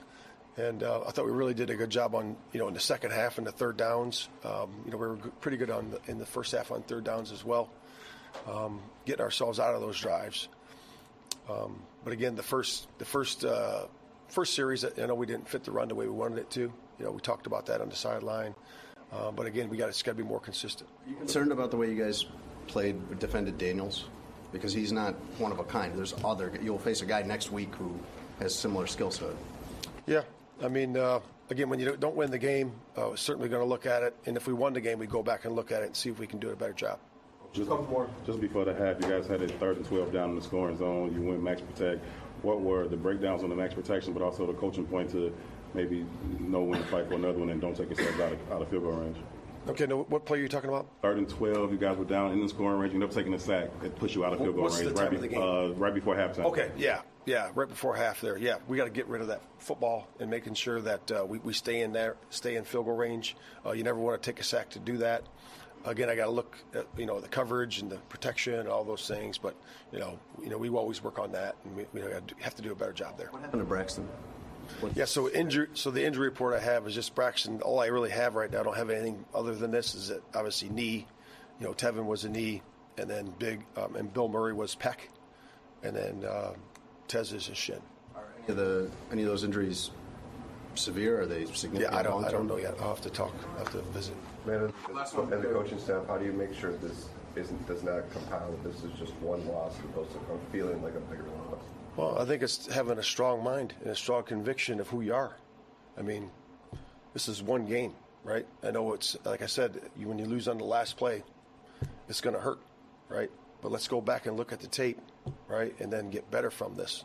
And that's what we always do, and that's what we're going to do here. Thanks, guys. All right. Wow. I don't even know what to say about some of that stuff. That was rough. Let's unpack it a little bit. Let's unpack it. I mean, first of all, you get the normal, like, oh, I know we just lost the game in horrible fashion, but I really liked how we battled. Like, you knew that was coming. That's like Floof's playbook 101 in his press conferences, whatever. But when he broke down the Hail Mary, he basically listed everything that they didn't have on the play. And he's like, oh, we had the rush, and then we had they boxed everybody out, then we had the back tip guy, and then we had everybody knocking the ball down. It was like, no, that's exactly what you didn't have from start to finish. Right. Yeah. And then the great question, whoever asked it, about can you rush more guys than three? He's like, yeah, that is an option, but we chose not to do it. And I'd have to go look at the tape. I know he had like 12 seconds back there, so we'll have to see what happened. What happened was you rushed three people. That's what happened. You're giving him all day. Yeah. You're basically, and then you drop the linebacker into no man's land. And then you have two, if you watch it, Jalen Johnson and Tremaine Edmonds are at like the 15-yard line. They're not even back at the end zone. Yeah. So I don't know what's happening there. And then they didn't have a back tip guy, and you didn't knock the ball down. You tipped it up, and then one of your other players is 10 rows in the stands, taunting the fans. So it couldn't have gone any worse, but great explanation, Coach. And as bad as that was, I got a bigger issue with his explanation on the Doug Kramer handoff. Because he says, I agree. I want to look at the operation of that. Doug Kramer should not be getting the ball on third down, Matt Eberflus. Just admit it, just like you did with the speed option. And it took you 2 days to get to that point on the Indy play call. You finally admitted it on Monday or Tuesday of that week. And guess what? When you go back and look at the operation of that play, you'll say, we shouldn't have called that play in that moment. Doug Kramer fumbles the football. Yeah, it's in our package. Shelf it for another day, not when you are trying to come back on a miracle comeback. Can I tell you a thing where you give Doug Kramer the ball is if you're up 3 scores at that point. Exactly. Then you give him the ball in that situation. Not in crunch time because he doesn't get the ball often. So I just didn't understand that. And that situation, it was third down. You had 2 plays to get the ball in the end zone, right? I would have liked Swift or Roschon Johnson with Kramer over there blocking. You don't give him the ball in that situation unless you're up by multiple scores. Take some accountability. Don't talk about the operation. Take some accountability and say that wasn't the right play call in the moment. And then for the Hail Mary, everybody knows anytime you see a Hail Mary work, what's the common denominator? 3 rushers usually. Because what can the quarterback do? Go this side, go that side. Basically, I remember this was a thing when Rodgers kept doing it. They rushed 3 and you give them all day. In a span of like 5 years, he had like 3 of them. Yeah. Because of that, because of the 3 rush. You bring 4 or 5 in that situation. So I just think they didn't have the right personnel over there. It seemed like they weren't coached well for that type of situation. Listen, what was the score when that happened? That's why I'm just pulling up the Fridge's touchdown, which was one of the sweetest moments in Bears history. Although it should have gone to Walter Payton, obviously. But it's a blowout. But at the time, was it a blowout? Of course, they were killing them when they gave it to Perry. And to what you said, Woot, like you have to earn the right to call that. And I've been joking around, like I brought it up, so I don't want to sound like a hypocrite. Like it would be great to see Doug Kramer score a touchdown. But when I say that, I'm talking about like what you said, like things are rolling. Things are working offensively. You've already pounded the ball in a couple times with Doug Kramer lead blocking. Like I'm talking about in this game, not just the last few weeks. You're just having fun at that point. To pull that out in that moment, crunch with time. the game on the line, is it's hard to believe. It's the hardest thing to believe until you see one of the Bears players completely not paying attention on a Hail Mary. Let me just get my biggest problem with everything he said, which there's a lot of problems. But the play before the Hail Mary, he was asked about that, and he said we were in no touchdown there. Dude, coach, you're in. This is the last play of the game. So that would have been like a 75-yard pass, correct? Right. They can't throw it from there. You want to keep them in bounds. Yeah. You're not in no touchdown. Yeah. You're in. Let's make them lateral and try to and somebody tackle them at some point. I'm going to tell you what it was. They were not prepared for that situation. There was no ifs, ands, or buts about it. They were not prepared in that situation. No, they weren't. No, I agree with that. But I think the thing that I want to keep bringing back to is the highest emotion moments are the Doug Kramer call and the Hail Mary, and those are going to be the spotlight conversation. But to me, the thing that's more important for the rest of this season on what the Bears need to get right is the lack of offense and preparation to start games. Yeah. First drives of the game are non-existent. First quarters of the game are non-existent. First halves of the game are non-existent for the offense. You are constantly having to adjust to the other team throwing a punch at you. Yep. You're not throwing the first punch, and it's putting you behind the 8 ball to have to create things to happen to win football games at the end. You got a miracle win against the Titans. You didn't get the miracle win here today. And at some point, you have to be able to get off the bus, running the football, and setting the tone, and not leaning so hard to have your defense hold on for dear life. So that to me is, you want to rank the things that went wrong in this game? Of course, Hail Mary, Doug Kramer play. But to me, the thing that's more important than all of it is starting these games faster than they are. They're just not ready to play football week to week. And look at the Commanders. Jaden Daniels, Cliff Kingsbury. This offense has got a great start to the season so far. What's the common denominator? They have fast starts, right? They have sustaining drives. Maybe if they don't score on the first drive, what do? They go 50, 60 yards. Maybe they have a punt here or there. But the thing is, they start pretty fast, and that's something the Bears haven't been able to do. Well, and it's about getting into your flow, building Exactly. confidence for your rookie quarterback, building confidence for your offense that wants to execute so badly. But when you continue to slip on the banana peel, it takes so long for them to get going. So looking at that game, right, let's say you're not a Bears fan at all, you're not a Commanders fan. Who would you say looked more confident in that game? Jaden Daniels by far. Right. Right? We see him back there in the pocket, looking confident, right, with the reads, with the checks, the throws, just command of the offense. And then you look at Caleb on the other side, scatterbrained. It doesn't look the same, just because I feel like Cliff Kingsbury is doing a great job of like, hey, this is what we're going to do well. This is the identity of our team. And you look at the other side, the Bears do not have an identity. Well, no question about it. And you were going to give them credit. I'm not going to take away from that. But the thing they also have is a much better offensive line. And for today, a much healthier offensive line. So that plays a big part in the story. I There's agree with you on that context there. from the offensive line, but I guarantee you if Cliff Kingsbury is our play caller, he'll find a way to get it done because he's a superior play caller than Shane Waldron. You can't argue it. You can't argue it. I'm so torn on that exact conversation because I still like the Bears' approach to throwing Caleb like kind of into the deep end and being like, hey, we believe that you can figure this out. And I do think it lends itself to moments like today where it looked like crap for 3 quarters, but he figured it out in the 4th. And part of the reason why the last quarterback isn't here anymore is because it wouldn't happen in the 4th quarter. The 4th quarter was his worst quarter. With Mitch. 3rd down was his worst down. And so I do think that the big picture approach here that the Bears are taking is correct. In a lot of ways, though, I feel like that's coming from the front office. Like, this is how we're going to handle this. Like, and I still feel like there's trust for Ryan Poles. There's not trust for the coaching staff right now. And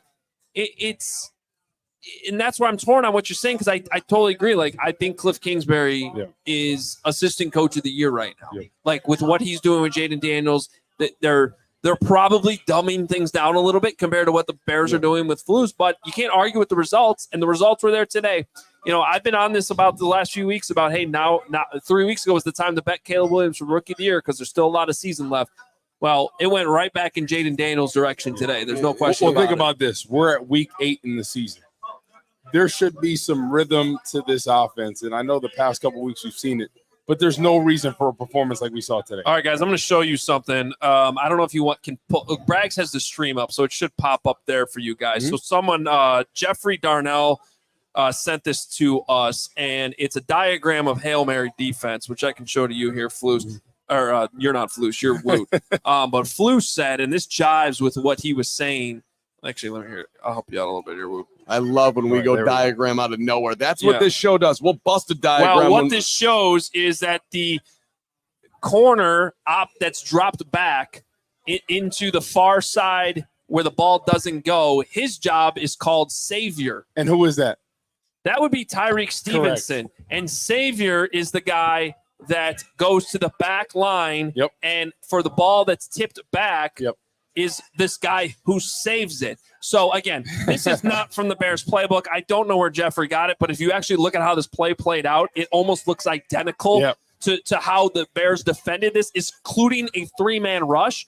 So that's why I said I could bet money on that he was the guy that was supposed to be. And if you listen to what Flus said postgame, because again, great questions in that postgame press conference today. They asked him like, who's supposed to be the guy back there, and he said, "Well, it depends." And it basically sounded like he was saying it depends on where the ball goes. Who becomes the guy that goes to the back? Well, that's exactly how that's drawn up on that diagram. Well, and who was the player that got the touchdown? Noah Brown. And if you look on Twitter, and I don't know if we can pull it up, but Benjamin Solak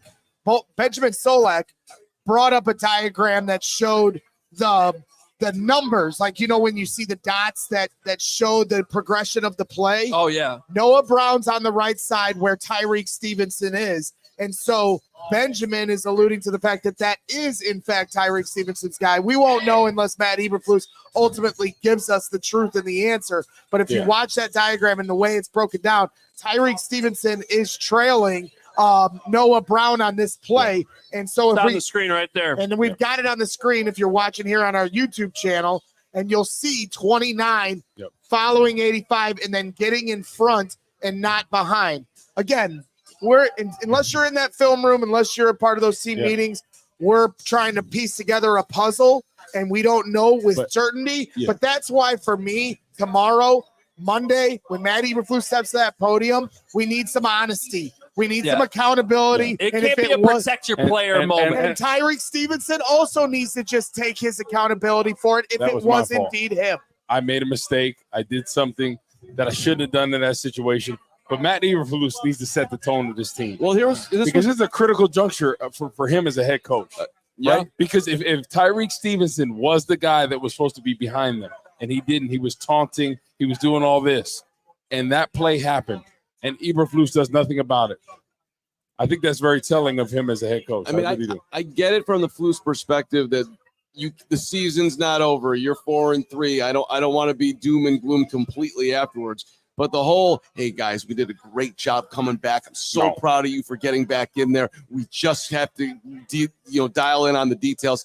That's not the room right now. That be with your guys and what it is. And here, Jalen Johnson, by the way, Hoge, and Cordy Cronin tweeted this. Johnson's perspective on the Hail Mary, quote, there should never be somebody wide open in the back of the end zone. Plus, we just didn't execute it well enough at the end of the day. I can't tell you who was supposed to be there. I don't know. But at the end of the day, there should never be anybody wide open in the back of the end zone. We've all got to find a way to execute better down the stretch. Guess who's supposed to say that? Guess who is supposed to say that? Not Jalen Johnson. Matt Eberflus. Yeah. Don't talk about the operation. Say you didn't do it right, because it's clear as day that that's what happened. Why is Jalen Johnson the only one that wants to bring any honesty? Yeah, instead, Flus just said, I got to look at the tape, and said everything that didn't happen. That's literally what his answer was. I'm going to bring you guys a conversation I had with a Bears source in the offseason, okay? Because I wanted to know, do you guys remember last year when Terrell Smith was like playing over Tyreek Stevenson sometimes? They were kind of rotating the corners. And we all kind of knew, well, they like Terrell Smith too. But Tyreek Stevenson was also kind of turning the corner, making plays, and it felt like he was the guy with more upside. And basically, that was confirmed to me by this source. That person said, like, yeah, Tyreek Stevenson is the guy that's probably going to make more of the game-changing plays. Terrell Smith's the guy that we know is going to be in the right place where he's supposed to be.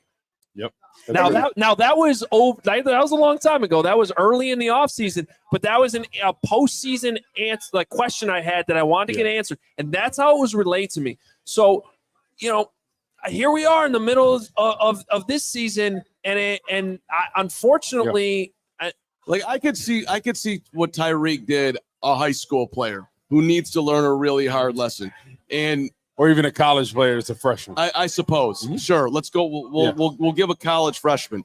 But there's no way that you should be in the NFL or are in the NFL and that happens. However, you also have to know your guy. Yeah. And to the point that you're making earlier, Hoge,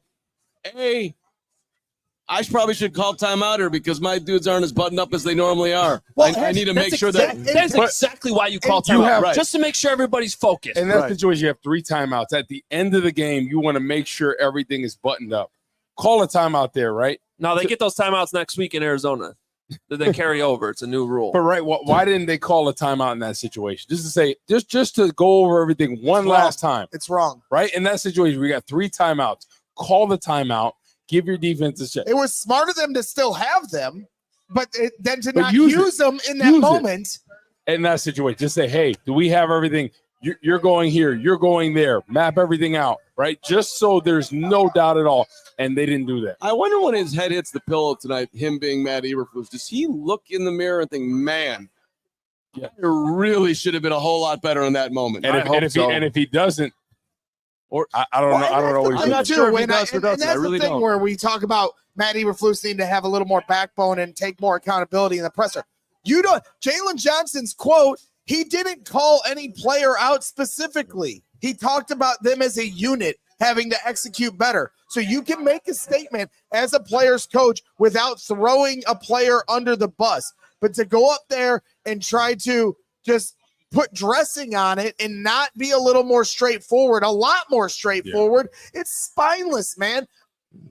Just say what needs to be said. Have some backbone. Well, it's also spineless, but it's on the screen right now. The giggity saying Carman was right again. I was the only one that picked the Commanders to win today. I said it's spineless for me to bring this up, but I do want to bring up the fact that I said that in some terrible way they were going to lose this game. I had losing by a point, and we'd be talking about the head coach afterwards. And we are talking about the head coach. It's not all on him, but you lose it. You don't get to say that when right before the Hail Mary, you told me I was an idiot because I thought they were actually going to convert it. Well, yes, because I was a lot of people think, how in the world could that possibly happen? Hoge said they're like, because I could see Tyreek Stevenson, in the crowd not paying attention. I can see things you can't see on the TV. Hoge literally looked like he was sick to his stomach. Play, and I'm like, come on, man, this game is over. Well, what are you talking about? And I'll tell you Crystal's what. This is how I'm programmed, man. I hate it. I hate it. You said you have videos of me not celebrating when Roschon scored, and the reality is I thought they left too much time on the clock. And I was right there with you. We're at the bar, and I'm sitting at the bar, and as the Bears take the lead, a bunch of people are trying to order shots, and I'm like, stop. This game is not over yet. And so a lot of us, I think, could anticipate a moment like that because we've been through it so many times as Bears fans. We've never been through that. We've been through this. I mean, this Tyreek Stevenson thing is that's next level. Well, and so what I was gonna say too is the funny thing is when we talk about our reactions to this, you're wearing the JD shirt, and on a moment like this, on a night like this, this is where you do miss JD because I was thinking that in the first half when they had 0 points. What he would say after a game like this, that game was so Bears. That finish was so Bears, and we just got to continue to take our licks. It was so Bears for the first 3 quarters, but then it was so un-Bears, and then they just had to Bears. But that's like a whole nother level of Bears. But I've never seen that level of Bears. I think this comes down to Ryan Poles, honestly, having a conversation with Matt Eberflus and saying, hey, we need to set the precedent of this team of what's right, what's wrong. That can never happen in that situation because we missed the mark. Regardless of how bad we played, we still had a chance to win that game, and we didn't. And look at this here. This is going viral. Tyreek Stevenson over there up in the crowd while the ball snapped. Yeah.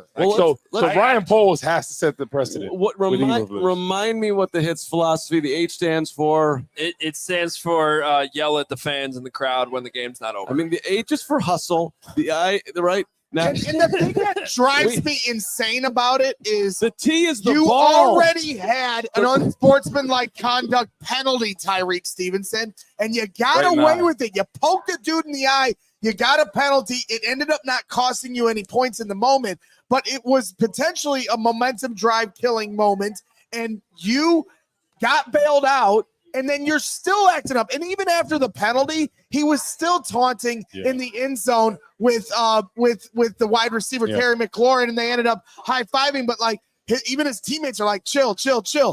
And it's like at some point, you have to recognize that you're on borrowed time with some of these antics. And at the end of the day, it came back. You reap what you sow. Some coaches might bench Tyreek Stevenson after poking a dude in the eye, and now he ends up being the guy that cost you the game at the end of the day. And I couldn't see if Terrell Smith was on the field for that Hail Mary, but obviously we'll go back and check. Maybe Nick knows the answer to that. Nick's standing by, but I am thinking about what JD would say.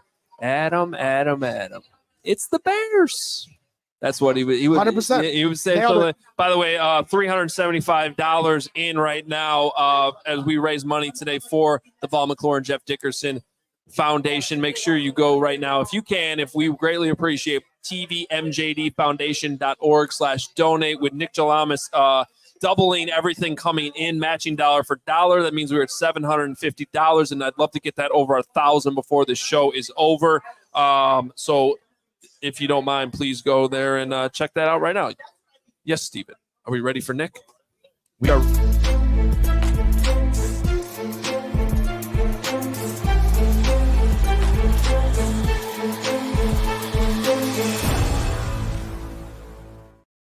Drama inside the Bears locker room. Nick, help us out. What I first of all, I have to set the table because this video that's come in, we didn't even have it for the first 30 minutes of our show. So I'm assuming you guys were not aware of the Tyreek Stevenson situation before you went in the locker room.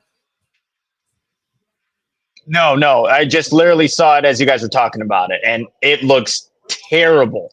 Terrible. Yes. So, yeah, just saw it. Well, I think that's important context as we go on to ask the rest of your questions, because obviously if you guys had known that and seen that, I'm sure. Did he talk? Do you know? And if not, who in the defensive backs room talked, and what did they have to say about the Hail Mary?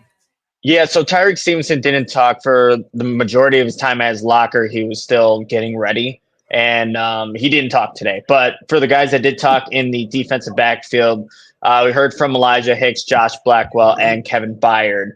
So there's a lot of guys that were in on the Hail Mary play, spoke about it, what their perspective was.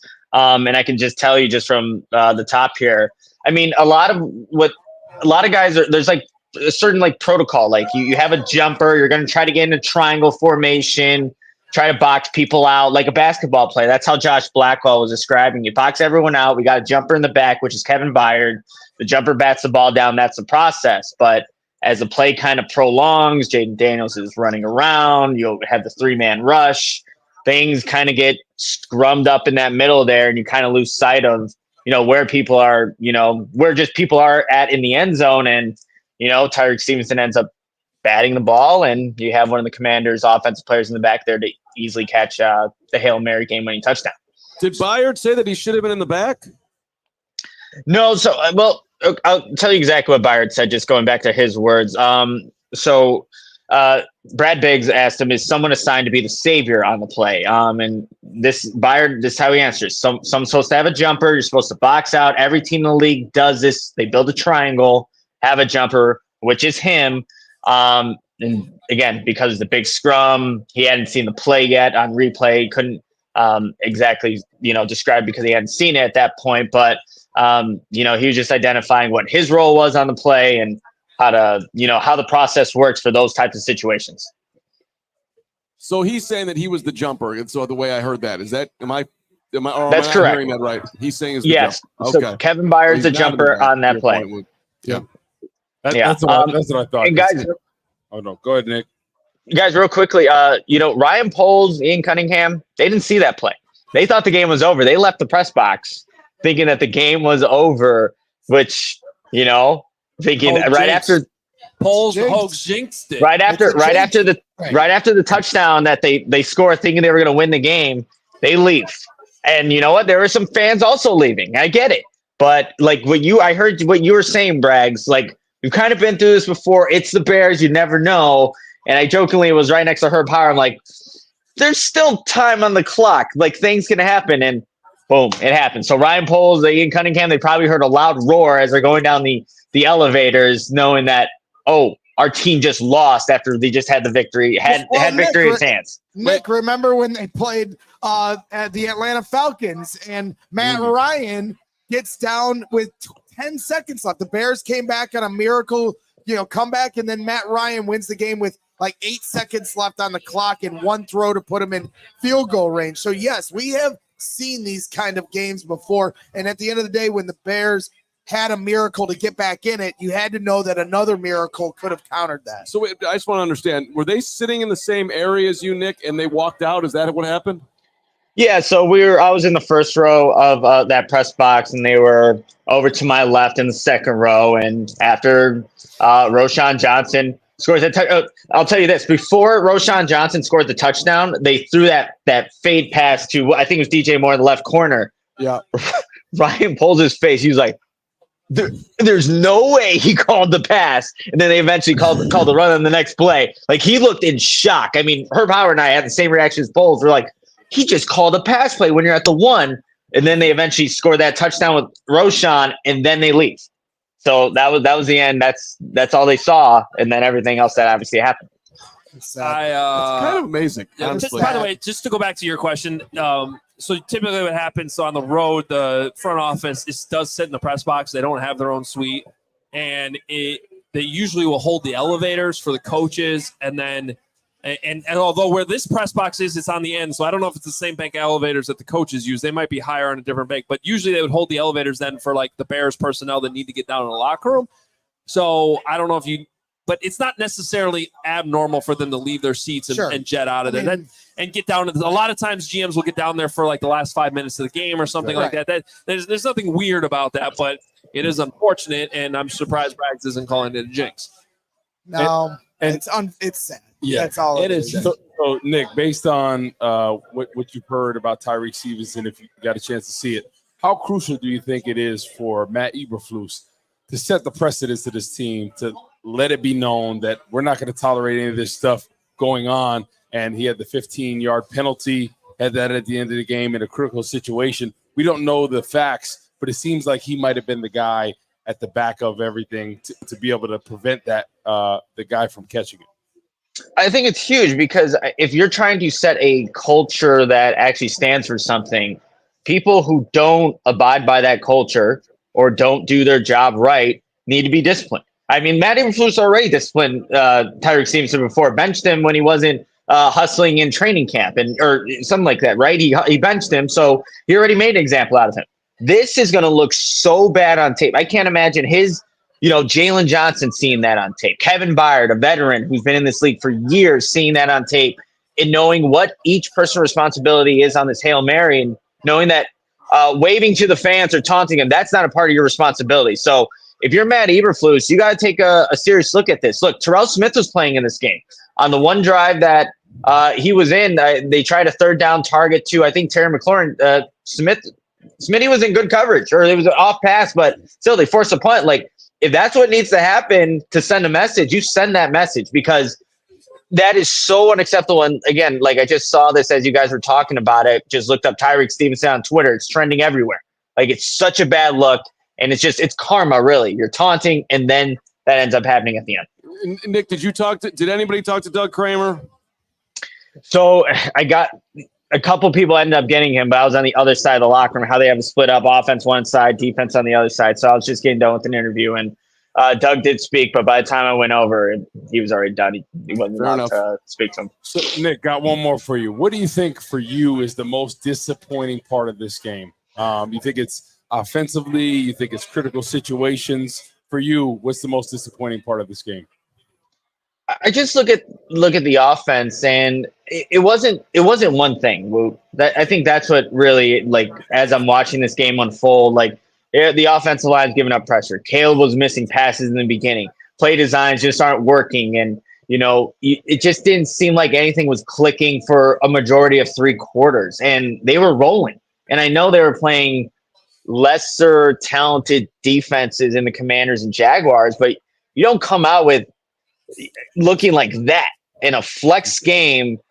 So it's like there's no one pinpoint thing to fix. Yeah, you have to fix the offensive line. Your quarterback has to hit passes. Yes, your play design need to actually work. So there wasn't one thing where you can say next week going into Arizona, if they just fix this, they're going to be in a good situation. So it's a multitude of things, like it was in the first 3 games of the season. And that's what's really, I think, alarming, and you need to address it quickly. And you're probably going to do it with less bodies on the offensive line as well. So a lot of things are not going right for this Bears offense. Nick, we have there's to me a few leaders on this team, and I think Jalen Johnson is one of them. He spoke up with some strong quotes. I think TJ Edwards is another guy, but then obviously Cole Kmet, our teammate here at CHGO Bears. Did you get a chance to talk with him? I did see a full quote that Kevin Fishbane put on Twitter, kind of what his message to the team, or at least his mindset after this loss was. Yeah, it's good to have a leader like Cole in that locker room because he's seen a lot of losses. He's been with the Bears, unfortunately. But one of the things that I think stood out from just his press conference, he said to obsess over the results is a little immature. I mean, he's just talking about the people in the locker room. He said, well, however we want to assess it, we can assess it the way that, however we want. But he thought it was a big step for this offense to, one beat down, but still take the lead. You have that hiccup with Doug Kramer, attempting to run with the football, but still come back and get the ball. But like, it's how you handle that loss. Like, it was a Hail Mary. It's literally a prayer, right? Like that's what he said. So you shouldn't obsess with the result, even though this is a result-based league. And that's what I think the players in this locker room need to keep in mind, that they are, 4-3 on the season. There's still plenty of ball left. They lost on a Hail Mary. So as long as they can stay grounded and improve, like how he refers to say, little by little every week, then they should be okay. But again, it takes a certain kind of mindset to be able to do that, because this was a devastating loss. This stadium, not all that loud, honestly, for being, all the fans in here, the Commanders fans, but when that play happened, it erupted. It was unlike anything I had ever covered. So I get it. Like, you need to have perspective, and that it did end that way, but they're gonna have to soul search, I think, for this next week so they can be on track.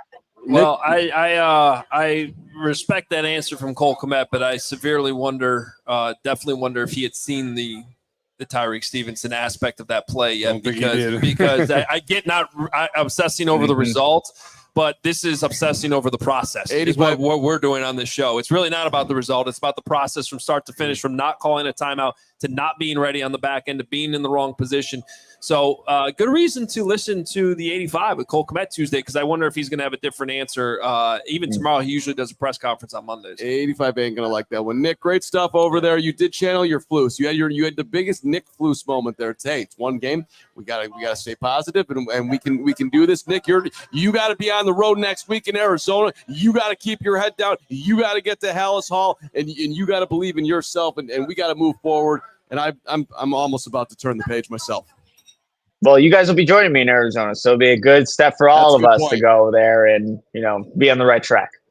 See you at the hot tub. Yes, sir. Wait. The hot tub with some nope. So say right. What do you call drinks? Yeah, maybe might as well have a couple of cockies at the okay. It'll be a good time. I know Braggs will. It's okay to have fun. Gregory. It's okay to have fun, Greg. Okay. I can't. You don't like having fun? You don't like having fun? See, but Greg, I want you to know that when you ask me and you get frustrated with me, like why I don't like wear my emotions on my sleeve more, like during games and stuff, like it's to protect myself against these moments that I know are coming. I have to be honest with you. When the game was over, I had walked to the restroom to take a pee. And I almost passed out as I walked to the restroom. That's how upset I was. I know you weren't going number two. The fluctuation of my emotion literally almost made me pass out as I was walking to the restroom. You were in a weird. You should have seen him. He wasn't kicking it with none of us during the game. He was at the bar. Bye, with Nick. his boy. Sorry, I thought you were already gone. Bye, Nick. We're guys. So it's hard for me to see the screen. We love you, Nick. I thought you were already up the screen. Have a great week and flight home, and we'll read all his stuff at ALLCITY.com. And all the diehard content as well. Yes, Carm? Just to want to, because, Nick was across the locker room, and I was asking about good old Doug Kramer. Marquee Sports has got a quote from him. I appreciate Shane for having the trust in me to call it. I made a mistake, dropped the ball on the 1 yard line. Yeah, that's fine, but you should never have an offensive lineman having to give that interview, is the point. Exactly. Doug, it's not your fault. You're Doug Kramer. Phil Jackson never designed to play for Judd Bushler to hit the game. Though. I like Judd Bushler. He shouldn't have. This was like Dickie Simpkins for the win. I think it's Doug Kramer was the mayor, right? Judd Bushler was the mayor. This was like asking Dickie Simpkins to shoot a game-winning 3. Yeah. That's fair. Whatever. Whoever you want to name at the end of any Bulls bench. Judd Bushler might have knocked down the 3. All right, slow down. Let's reset here a little, doing in-show producing here because we got to wrap up to get to Briggs and Brown. So we got to get to Carm's notes. We have 2 interviews I think we're trying to get to. No. Okay, let's do Carm's notes first.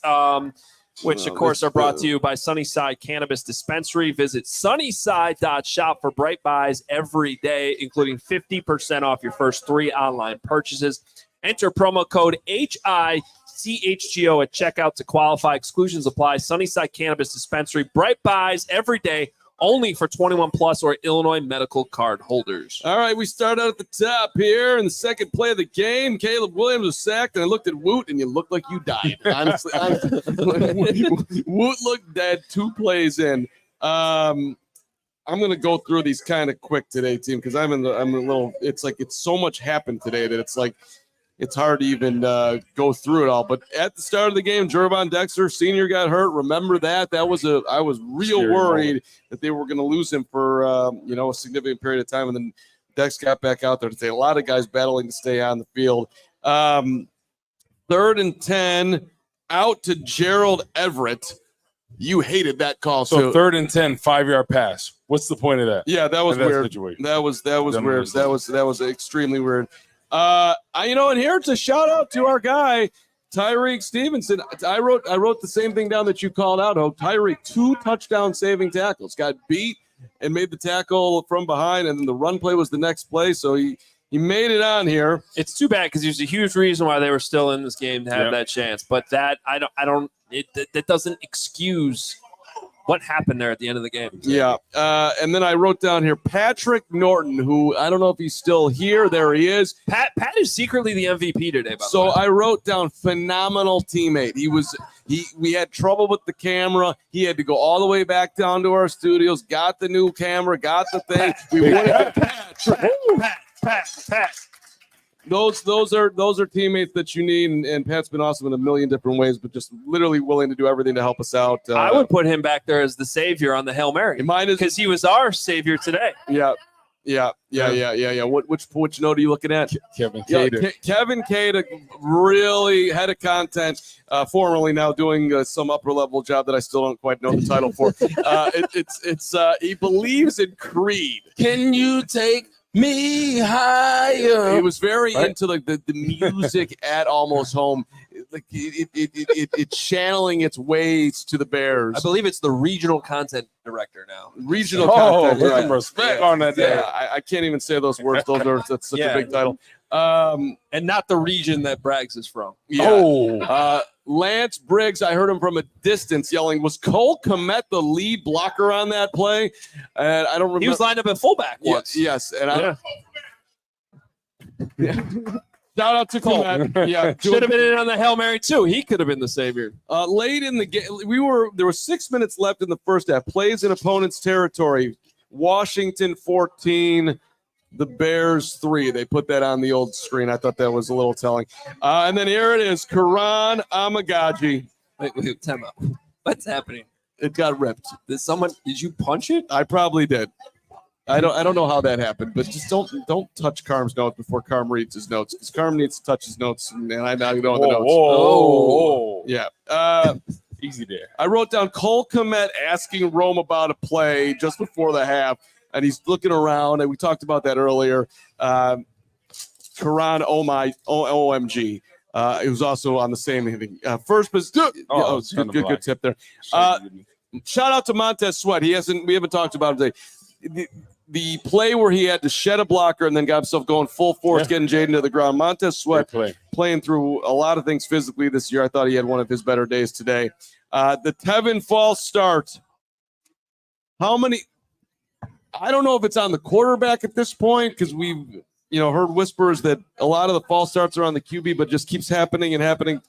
I think there were a lot of things going on in that first half that might have been on the QB. And I hate to say this because I love Tevin Jenkins. I think he definitely has the right mentality.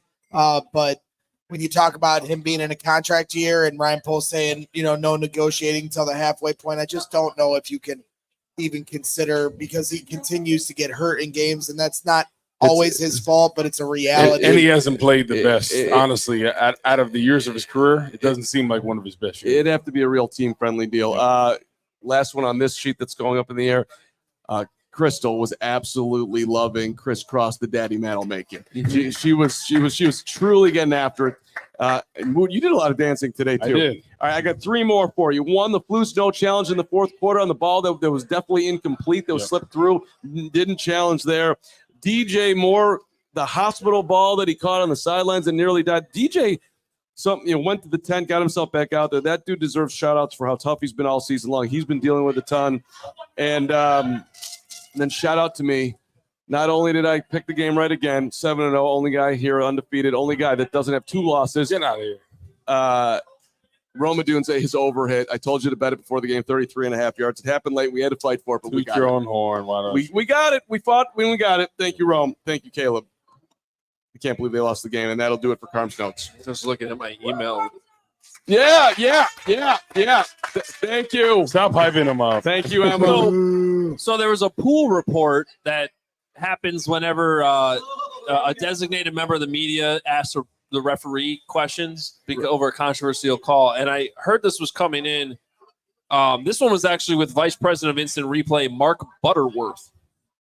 Butterworth? So I thought maybe Better be worth I it. heard this was coming in. I thought it might be about the Hail Mary and like why penalties weren't called. But this is actually, it was actually just all about the Zach Ertz touchdown, which I thought was very clear, hit the ground. Yeah. So I don't know why that required a pool report, but that's all right. Well, let's hear from pool report. Should we go to Cole first? Let's go to Cole Kometz.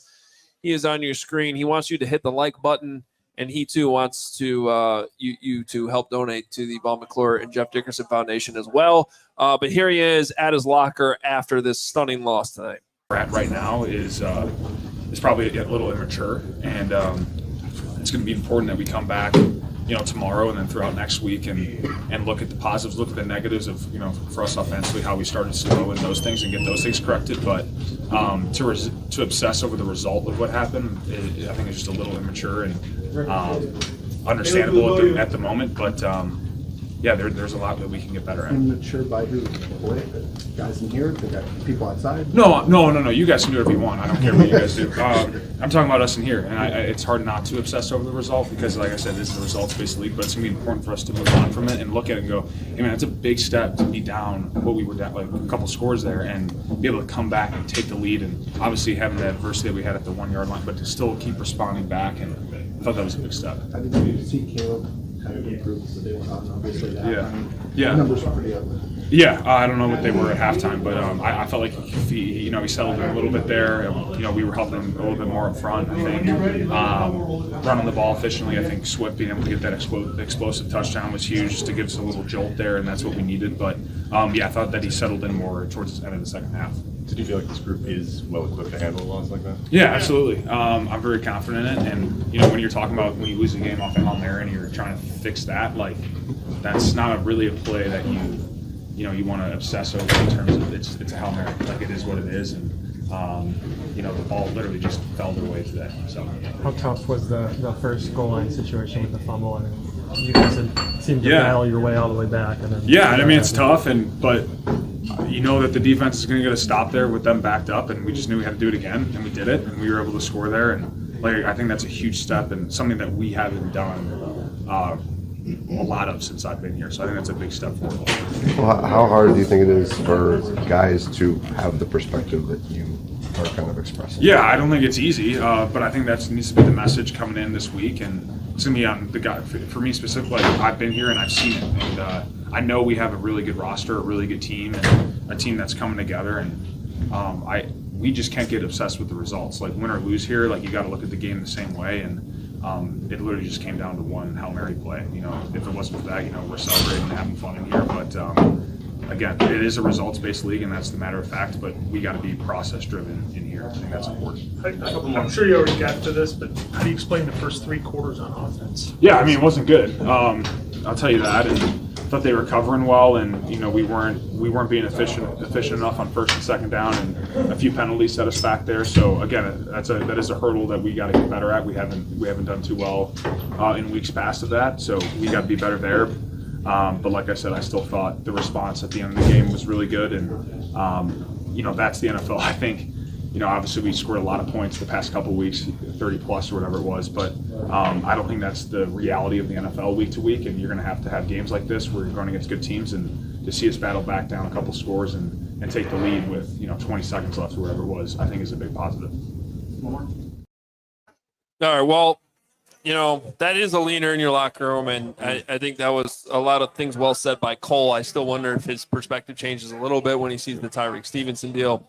Oh, he's going to be livid on that, but I thought what you said at the very start there, yeah, it'd be immature just to be focusing on the result. In essence, to the way I'm hearing, there's like we sucked in a lot of areas that we just need to be better in. Period, whether we won and or lost. Well, and I think that would have been the case. I mean, we know this from talking to him, on the 85 after the first win of the season. Like they were not happy at all offensively, even though they got the win. Like that felt like a week in which they lost the game. And I think this would have actually been very similar had that Hail Mary not happened, and they still improved to 5-2. But well, we got a lot more we can talk about throughout the week. We also want to hear from Kevin Byard because I do want to hear from at least one defensive back in the room. And Kevin Byard's been, a veteran in this league for a really long time. So this is about a minute with the safety who Nick confirmed was the jumper and not supposed to be back as the savior, who the savior was missing. That's why the Bears are 4-3. Here is Kevin Byard. I mean, obviously, on our end, we're supposed to box guys out and stuff like that. But, like I said, we can talk about the details and all the things. I just know that's just a tough play just overall because, like I said, how much time he had to be able to run around and guys are trying to do their best to get around that guy. And like I said, when the ball was in there, it was just a big pile of people. You know what I mean? I know guys were trying to box out, but, at that point, you can't just grab guys and tackle them. Everybody's kind of big and scrumming there. And, but we'll see what happens. But like I said, I haven't seen the play. But is somebody assigned to be the savior on that play? Like I said, guys are supposed to box out. You're supposed to have a jumper, guys are supposed to box out. But like I said, I just know it's just a tough play altogether. Like I said, I haven't seen it yet, but that's how it's supposed to be. That's what every team in the league, if they're talking about a Hail Mary play, they're going to do the same thing. They're going to build a triangle. They're going to have a guy that's supposed to jump up and catch the ball. We're supposed to have a jumper, which I was, and then we're supposed to have guys supposed to build a triangle around. But I haven't seen it. I just know it's a big scrum in there, and obviously they executed better than we did. So how do you pick yourself back up after a gut punch loss like that? Yeah, what else supposed to do? You know what I mean? Like we're not about to just lay down. You know what I mean? 4-3. Obviously it's a game that we needed to have, but it is what it is. Lick your wounds and just get back to work. Well, this week will probably define what happens the rest of the season and how they bounce back from this, how things are handled, accountability maybe with Tyreek Stevenson, and a lot of that stuff. Let's get to our big money supers. We'll close out the show with some of the biggest ones we have. Which one are we going with first? Craig. Oh, Craig's on the screen there. Oh, we mad, $100 super chat. Super duper mad. Yes. Thank you, Mad. Absolutely. Craig. Bears are cursed comes in here with $50. So hear me out. Our coaches suck and our offensive line sucks. Tankathon should be back on. Get me Ben Johnson and a highly drafted O-lineman. I get the carousel isn't great for Caleb, but this isn't working. This team's going 0-6 in the NFC North. F our lives. You settle down, Bears are cursed. Appreciate and Crystal, who is here and is always here. She's still here. $20 super chat. Well, boys, I'm lost for words. This is going to be a tough week for me. Why do we need some shots, guys? Something to make this feel better. I'll take a shovel to the head. Oh, okay. Really? Okay. You should have seen Bragg. Wait, all of a sudden there's a line. Bragg didn't know what to do the first 10 minutes of the show. He's like this. You're going to get through this. Yeah. We're all going to get through this. We're going to Arizona. See if they can get the fight through. We're going to see you on plays. Baby. This should be Brett. So I don't know if my instant reaction's been isolated yet or not. I haven't seen it, but there should be a Bragg's cam in the corner of his face that entire time. He just sat there. It was very sad. Hoge looked dead, more dead than the video that I tweeted out when everybody was celebrating. He's like that REM song. Yeah. Losing my religion. You were standing in the corner, right? Tev's Malls, okay, $50. He says, I am sad, but Hoge is awesome. Thank you. You just made Tev's Malls day, and Tev's Malls, you made our day. And Tev's Joe Calcagno, card missing the memo about how quickly we got to get out of here. $20. I want to put a positive spin on this. Caleb's a rookie and played like garbage all game and then led 2 game-winning scoring drives late in the fourth quarter. That is growth, and that makes 25 and beyond exciting. I completely agree. Honestly, that's all that matters. Great point, Joe. Everyone who's had a super chat, they've been on the screen. We greatly appreciate it. As always, we read the highest ones. We thank you so much. If you still would like to help out, we encourage you to go to tvmjd foundation.org/donate and help get us over $1,000 that we're giving to the foundation tonight in honor of Val McClure and Jeff Dickerson, whereas they support research initiatives in heart disease, mental health, cancer, and fostering the development of future journalists. Just want to say shout out to all the people at Almost Home. We had a great time out here today. There's more coming with Briggs and Brown coming up next. Briggs and Woo. Briggs and Woo. Briggs and Woo. Come on, baby. Okay. Oh, man. Speaking of boxing out, hey, Woo would have been up there in the Hail Mary. He's tall. Exactly. They should have put Woo out there. Yeah, I'll play volleyball. Lot that down. Make you one of the 4 rushers. You could put Jaden Daniels in the stands, so we could all be. We would have had so much fun on that post-game show. That was literally for that entire fourth quarter. It was phenomenal in here. I was having a great time. Braggs was having a good time until the last. All right. Well, good news for Braggs. He gets to host another show with let's Briggs go, and Greg. Woot. Hey, All NFL coming up tonight too. After Briggs and Brown, the All NFL Sunday Huddle is coming up right after the Sunday Night Football game ends too. So I'm sure we're going to talk a lot about this game as well. We'll also hit on the entire league, kind of wrap up your Sunday.